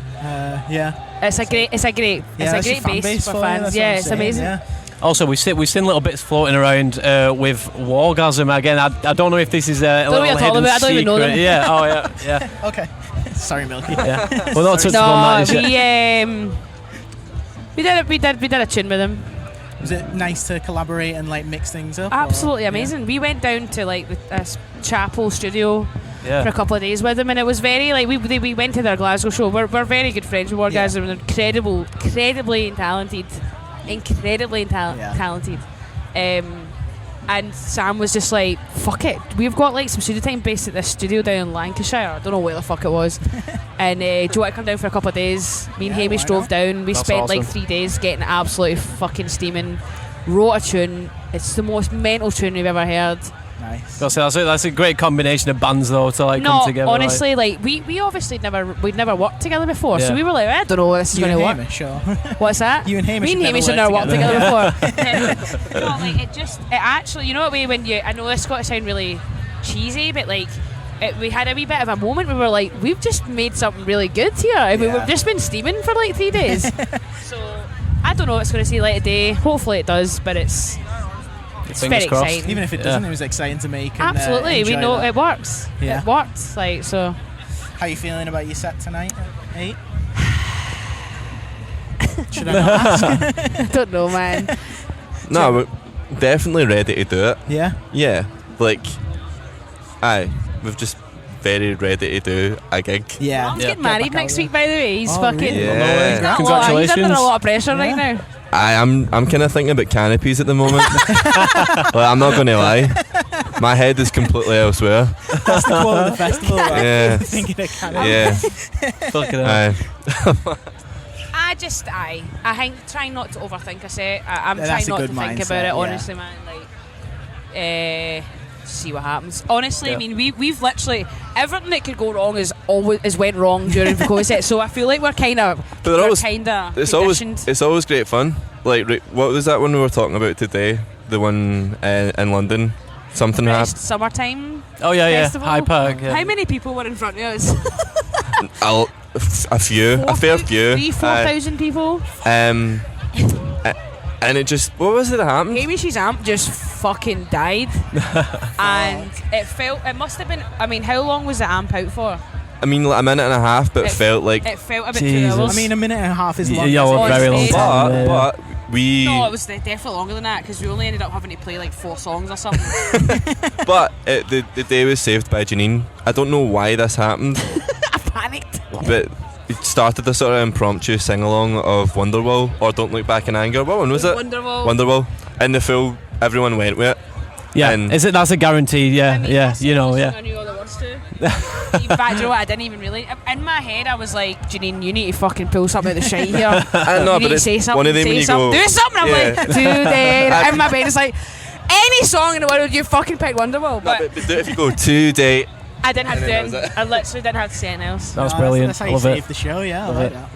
So is there any bands? That won't happen tonight, but something else will. Something probably. Well, that's the fun of it. It's exciting and unpredictable. So Yeah, festival set will be great. Fine. So is there any bands you're looking forward to seeing then the next couple of days? We're staying. We're only here for one day. Just staying for this day. I yeah. am. Turnstile are on just before us, and I'm fucking raging to be honest. Yeah. But we can actually see their set from our van. Oh, nice. So I'm gonna watch from the van. Yeah. They're incredible, and yeah. There was a band called False Advertising playing today, I think. Right. And I'm pretty sure I missed them. Well, I just realised I was like, oh, I'll go see them, and then then didn't. That's what but I was looking forward to that. Yeah. But I think I've missed it. Anyway, guys, thanks a lot for coming on. We appreciate it. Yeah. Thank you very much. Right, hello. We're at 2,000 Trees, and we're joined by Kid Kapichi. Hello, nice to be here. Yeah, thanks for sitting down with us. Thanks for having us. Matt, and Matt. Yeah, the three Matts. Couldn't believe it. So we should have maybe played on the name instead of calling ourselves an Earful podcast. We should have probably thought three something. Matts. Yeah, something like that. If it was close enough to Musketeers, you could have done like a thing, but it's not. I tried it in my head. It's too much of a stretch, isn't it? Your set was the first one we actually got to catch today, and it was so good. It was. Well, we sat down there for a bit, and then I was looking at the set times and that while we were planning stuff, and I thought, shit, like they're on in literally 10 minutes. And then Sean, Sean Smith, he came over, so we had a quick chat with him, and I was like, right, shit, we've got to go. So we ran, we've got to go. So we ran over and we caught like 3 songs at the end. It's a Matt thing. Yeah, it was amazing. It's our first time here. Obviously the C word has put it off for like 3 years, 2-3 years or whatever. Yeah. And we had no idea what to expect. We were driving up here. We always kind of expect the worst, hope for the best sort of thing. That's kind of the Can't be disappointed then. Exactly. We still are sometimes. But we showed up and we were setting up, and I was like a few rows of people, and I was like, okay, this could be good. And then I turned away for a few minutes, mate, and it was like absolutely random. Well, by the time we got there, we was stood outside the tent, so we couldn't get into the tent, so that's a good sign. It was a lot of fun, man. It was like, what's nice about this festival as well is that it's like obviously there was Kapichi fans there, but also I think a lot of people here are up for seeing music they haven't seen before. That was it. And that was the beautiful thing. You see a lot of people kind of like sussing it out and taking it in, and that was a nice mix to have in that tent. It was very nice. Yeah. So we hope to return. Yeah. I think the festival's so stacked and like eclectic that there are people who go watch your band and then discover and be like, shit, this is sick. I could see that happening. And that's such a beautiful thing to look out onto a crowd and see people from the first song like Some people like that's okay. Most people. Yeah, it was really nice. Great festival. Like good vibes. Yeah, man. Well, we've obviously Bob Villain's been playing as well, and we love the new single that you just like brought out with him as well. Thank you. I was hoping that it was going to jump out, but obviously I don't think the schedule's allowed. He had to go to another show. Didn't he? How was collaborating? Yeah, it was great. Like me and Ben were saying, like when we wrote New England together. That was like one of the first songs we wrote off the second album. Here's What You Could Have Won, 23rd of September. That was one of the first songs we wrote, and we weren't writing a song to do with Bob Vylan. We just wrote the song, and we both were like, Bob Vylan should do this. The song chooses, I think, the feature. Like, I think, like, that's it. Like, some people have been asking us, like, is there anyone you want to like collab with? And I think rather than going, like, we'll write a song to collab with that person, you write a song, you're like, man, you know, he'd be great on this. Whoever it is. I messaged him, was like, do you want to do this? He was like, send me the track. Sent him it, he loved it, and then the first verse he sent to us, not a single thing changed. Smashed it. It was it. Straight away, he sent it to me, and we listened to it, and we just messaged him like, no notes. Don't change anything. Yeah. And he came down to Hastings on a train, we recorded it, and then he got the next train back to London. That's how quick he was at doing efficient. And he literally just laid down that vocal and was like, cool, is that good? Yeah. And we were like, yes. Yeah, very professional. It's one of those you know as soon as you hear it though, and like it's just a perfect like combination between you both. Like we felt so. It was on about the bands doing collaborations, and sometimes like I know Idols, obviously they're playing today. They did a collaboration with the Streets, and like that's something I didn't expect as well. And that was do you know fucking what? Sick. The Streets are one of ours. Mate, one of the most important band or acts or artists to ever do it, like groups, you know what I mean? I think Mike Skinner, like, I've only grown in appreciation for like his absolute genius. I think he's such a, like, I don't think we would exist without him. I also, you know, it might seem like a disparate, but it's really not. Like his lyrics, like I think changed and shaped. Storytelling, I love it. Yeah, turned 20 that years storytelling old the other day, right? Yeah, and also the sort of, again, like Alex Turner done it, like being able to sing in your regional accent, being able to do like, you know, your sort of local slang and stuff, and for that to be celebrated, like I love that. But it's very like with the Streets. It's very like sort of down to earth, and it's a lot of it's relatable as well for some people. Super relatable, and that's all I've ever wanted to do. Like, is write relatable stuff. It's like you make a song about a kebab shop, and it's just like incredible. You're there. Do you know what I mean? Like, you're just incredible, man. Exactly. I want to hear about someone like living in the sunshine in California. I want to hear about a rainy Birmingham kebab shop. Exactly. Because he did one in COVID as well, all about the lockdown and him being in COVID. And then you guys have done the one about 10 Downing Street, which I heard. I hadn't heard it before, and I heard it for the first time when you guys played it. And I was like, this is a bomb. It was good. It's a song that keeps on giving, because we wrote it in January. And we did like a little live version of it, put it out because we wanted to keep it relevant, and it just like the idiot just keeps fucking up. And you guys are just rubbing your hands on the like the thing is, we secretly like don't want these shit times swanks. We'll have nothing to write about. Keep the bad times rolling. Isn't that what they say? The best punk bands come out of like shitty political times. You look at the 80s under Thatcher, and like all of the punk bands that came out then. Exactly. It's like, you know, there are silver linings to things, like you know, and that's one of them. Diamonds under pressure kind of thing. Exactly. One thing I definitely want to talk to you about is your music videos. Yeah. Because they look like you just have fucking fun doing it. Mate, we were watching Rob the Supermarket constantly while we've been staying at a hotel, and just fucking love it, because like, we'd listen to it, but we'd never watched the videos properly before. So I was chilling at the hotel before we came here the first day, and I was like, we'll check it out, and we'll just add them on like every single one in a row. I was like, this is sick, man. It's like when you can get a video to match it perfectly, you can tell I'm glad you think so, because I think like we started off like, and we did some videos. I think we did Death Dips or Thugs, and we were like, that was really good, and we were like, shit, well, we can't do something worse than that. You can never do something worse. Yeah, you set the bar pretty high. Mate, our guy Josh Lincoln, shout out Linky, he's the manager at the One Stop in Hastings in Orr Village, and he let us in 10 PM. He was like, right, we were like, can we do the video here? He was like, it's like 11. Yeah, he was like, as long as you do it between 10 PM and 1 AM, you can come in and do it. So we just ran in, banged it out, and ran out. Yeah, it was so funny. Like, I can only imagine what people saw as they drove past with like the strobe lights. Exactly. But it was smoke everywhere. It's like we put a lot of like time and effort into our videos. We're really involved in them. You can see that when you watch them. Like, you know, we always come up with the concept, and we work with a guy called Nick Sushak, who is just a genius. He's directed everything that not everything. Like since like New England and onwards for this album, we've been working with him. Like in the past, we've worked with like other people, like with James like Thugs and things like that, James Green and Ben Pierce and stuff like that. But we've like, we always like to the music's quite tongue in cheek, so we like to keep the videos the same as well. That's it. We take a lot of time to get them right, and then smash them out. Like when we were talking about, music being relatable, I think everyone in the UK has been to a one-stop off license that's ridiculous prices, and you've been like, and shit, I know that, maybe a pack of Chewies or something like that. Oh, yeah, I've done it.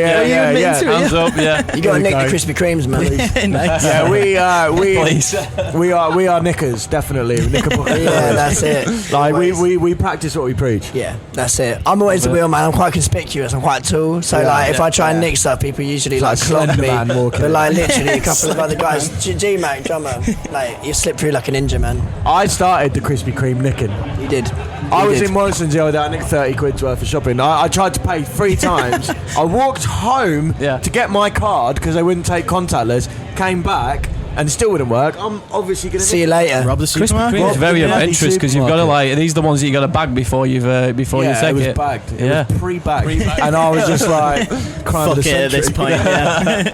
23rd of September, you've got your album coming out and an album launch show the same date. Is that right? That is correct. So, mate, it's going to be insane. Yeah, here's what you could have won. And to be honest, if you doing a hometown show like that for us, it's going to be a crazy one. We did the White Rock before, but I think it's just nice to Delaware because it's a little bit bigger, and I think that this record feels like something that we're really excited to play. The sound of it, the scope of it, and the size of the sound of it. It's just something we can't wait to get out there. We've been dying to play these new songs, which are still not. We could play Rob the Supermarket, New England, but there's other bangers. There's 10 other songs There's that we other just want to bangers. play. So I can't wait for that date for that reason, and the fact that we're only doing that one show to celebrate it is really cool as well. Like Ben said, we did the White Rock in Hastings, which is the biggest venue in Hastings, a couple of years ago or a year ago, sold it out, and then now we've had to move on to the town next door to it, Bexhill, and we're now doing the biggest venue there. It's amazing, and it's selling really well. I think we're 2/3 of the way. So if you want to come see us, you'll be there for the first Kapichi Wall of Death.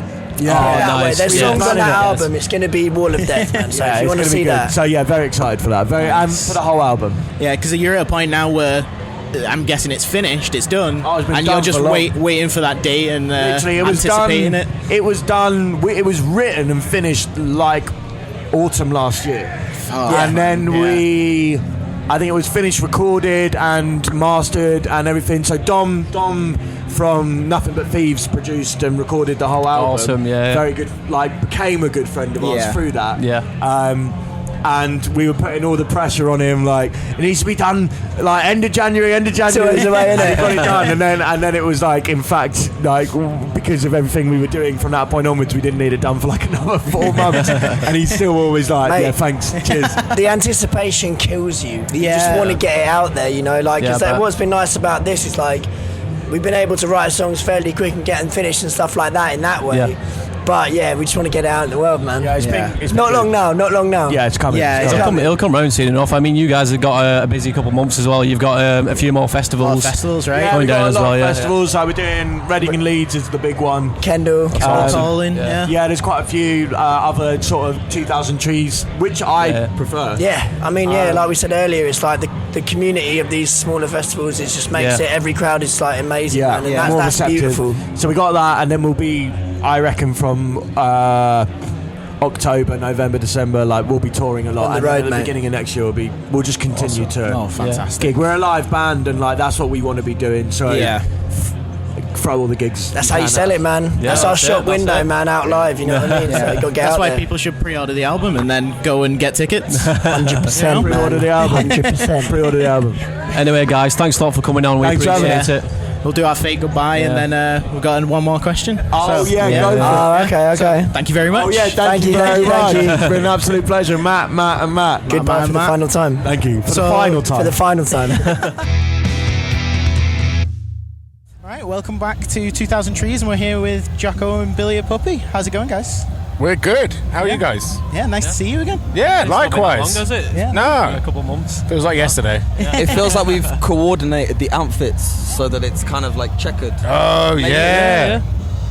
We got white. We got the darker shades over here. Yeah. Yeah, we made the rookie error of just Yeah, all black on a sunny day. Yeah. Great idea. I mean, wardrobe those matches, right? You can never go wrong. It's true, yeah. It's a smart idea. Goes with everything. Yeah, absolutely. Yeah, so since we had a chat with you released your album, Pure Evil. Yeah. Did we chat to you pre-album? Yeah. We did. And then not long after that, you had your London album launch. Yeah. We did an album launch, then we did a tour. Yeah, in May. How did the tour go? It was great. The album launch. Yeah, it was wicked, man. Yeah, it was really fun. We hadn't toured since 2019.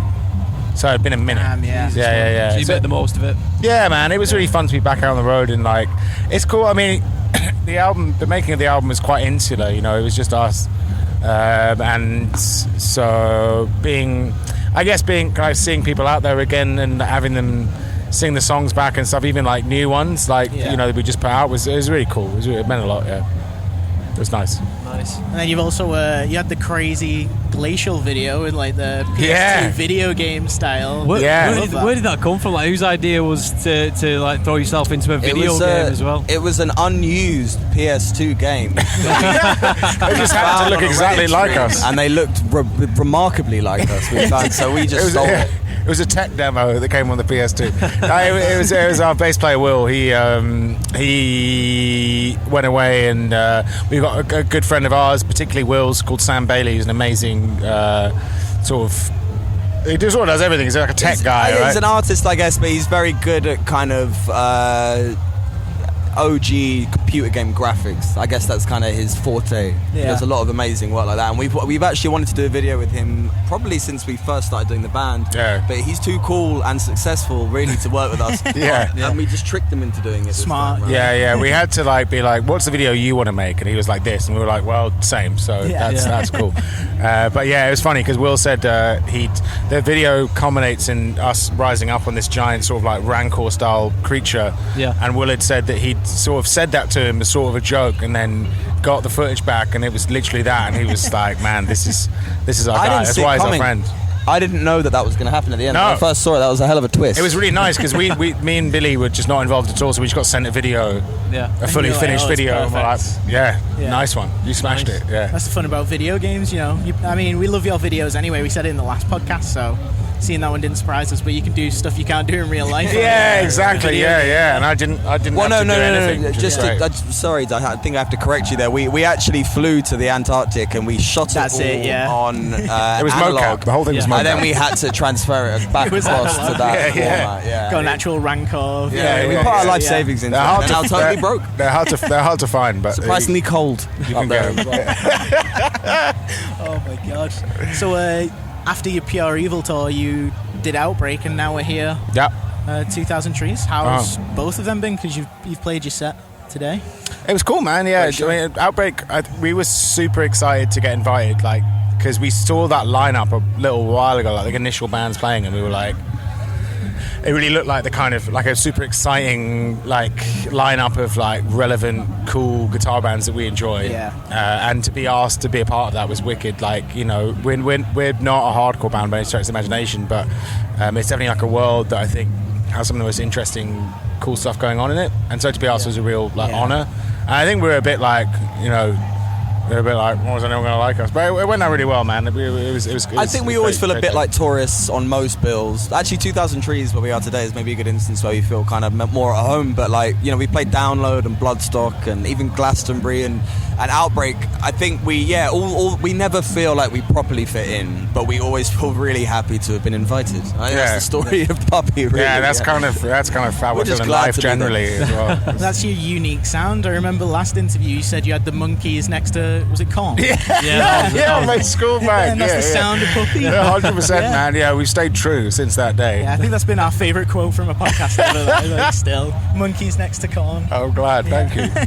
So, is there any bands that you're checking out while you're here? Have you only just come here today, or was you? No, we literally we pulled up about 10 minutes before we had to load on. We were very late. It was stressful, yeah. Characteristically tardy. Yeah, so I had to try and drink 3 beers quickly to get less nervous, and then we played the show, which was great. Actually, it was really, really fun. And we hung out, did some press, posed on a motorbike weirdly for a while. Yeah, we posed on the motorbike. Yeah, it does look banging, right? Yeah. You actually get a motorbike. Yeah, that's what we're doing it. We're sold. We're sold on the concept. On stage on the motorbike next time, like with the whole Undertaker sort of vibe as you come on with a smoke machine. This hat, I bought this hat, right? I bought it for I was working outdoors recently, and so I bought a sun hat, and I turned up to meet my friend on the weekend wearing this hat, being like, I look like a cool guy. And I was wearing shorts in this hat, and he said I look like the Undertaker on holiday. And since then, it's quite Garden Force. yeah. Metal Garden Force is the vibe I'm going for. Undertaker. Yeah. But then I spoke to my other friend who always makes fun of me for being short, and he said I was more Paul Bearer than Undertaker. So it's one or the other. I don't know. We'll figure it out. The blend of them both together. Exactly. Yeah. Underbearer. But I think it's my new side project. Do you want to? I think we're going to try and watch Turnstile for sure, and we'd love to watch Pigs. Pigs. 7 times. There's a ton of great bands playing. Yeah, it's a stacked lineup. Yeah. Very stacked. And then we're going to head back tonight because we're boring. And we've only rented the van for one day, so that's the main reason. Yeah. We have, I think, in previous years when we've played here, I remember being sat on these kind of hay bales until like 6 in the morning. So drunk. Drunk. Yeah. And it's the first. Do you want this might be a ridiculous side story that takes away from your questions. But we the first year we played here, our friend drove us here in a Jaguar, and we brought all our backline in a 4-seater Jaguar, like on our laps, which is already absurd. Like cabs and all, yeah. Oh no, there was no cabs. There was no cabs. But we had all our guitars, all Billy's drum shit, and it was all like stacked up to our eyes, so no one could see anything. He couldn't see it. It was very dangerous. But then we that car broke down. The car broke down. A wheel fell off, and then he's quite mad. He's a good friend of ours, but he's quite mad, and we woke up in the morning. We decided to camp for the whole weekend, and we woke up in the morning. He was meant to stay in my tent, but he was like, no, I'm going to go off and do stuff. And I was like, all right, see you later, man. And then in the morning, we were kind of accosted by a sort of someone, an official at the festival, who was like, that's them. And I was like, what are you talking about? And they were like, your friend tried to steal one of our yurts last night. And I was like, what are you talking about? And he basically got really, I don't know if you can see it, well, you can't see it behind us, but there's that kind of, there was then anyway, like a VIP area. Glamping. You have these, like glamping, like kind of like you get these big yurts, you pay a lot more. And he told me earlier in the night, like, he's like, I'm going to steal one of these, I'm going to take it back to my flat in London. And I was like, sure thing, mate, yeah, whatever. Yeah. And then apparently he was accosted at like 5 a.m. dragging a yurt like up a hill to his Jaguar. I don't know what he thought he was. As it was, there were 5 of us in that car, 4 of us in that car, and the back line. I don't know whether maybe he would have strapped it to the roof. That's what he was telling me. But you know what? If he managed to get it to the top of that hill, then he deserves it because all day dragging your gear like even at Download Festival when I went this year, dragging all our gear up those hills in this heat, it's unbearable. It's the worst. So he deserves it. If he's got it up there. That's why I tried to tell them, but they were like, no, it's been kicked out. So we went out and met him. Oh, that was it. We went out and we found him, and the car was just like parked outside the festival site, and the wheel had fallen off at the same time. It was a really fun year. Sounds like it hasn't been as good since. Needs to get back. That's why. Lack of yurt. Yes, distinct lack of yurt this year. I'd refuse to play again until we tried. But then no one else offered us any festival shows, so we had to take this one. Anyway, that's not true. We love 2000 Trees. It's a pleasure. But anyway, guys, we'll wrap it up there. We've got one more question we're going to ask you, which we're going to put onto our Patreon. So we'll say goodbye, and then we'll ask you that question because you'll have to think about it. Oh wow, it's a thinker. Okay, cool. Earlier, but is it maths? Is it a maths question? No, it's not a maths one. No. Oh wow, okay, I'm excited. But anyway, thank you very much. Thank you. Appreciate it. Cheers. Always a pleasure, lads. Thank you so much. Thank you. The sun's getting to us. Yeah, thank you for watching all the great interviews, and it's been really fun. We've done our last interview, potentially one more, but it's been great. I've enjoyed it. A massive thank you to Good as Gold PR. Absolutely. For being really welcoming, and 2 for giving us the opportunity to come to 2000 Trees, something that we didn't expect that we would be able to do. Ever. And it's also nice to meet the people we email. That's it, yeah. Yes. Yeah, well, thanks to all the other guys as well who hooked us up while we've been absolutely. here. Yeah. If you like this, you should know we asked all the guests Patreon bonus questions, and you can find that on our Patreon. Yep. We're going to go get a stomp on for Idols now. Absolutely. So, yeah. Do you hear that thunder? Thank you. The sounding straight for numbers. Thanks. Bye.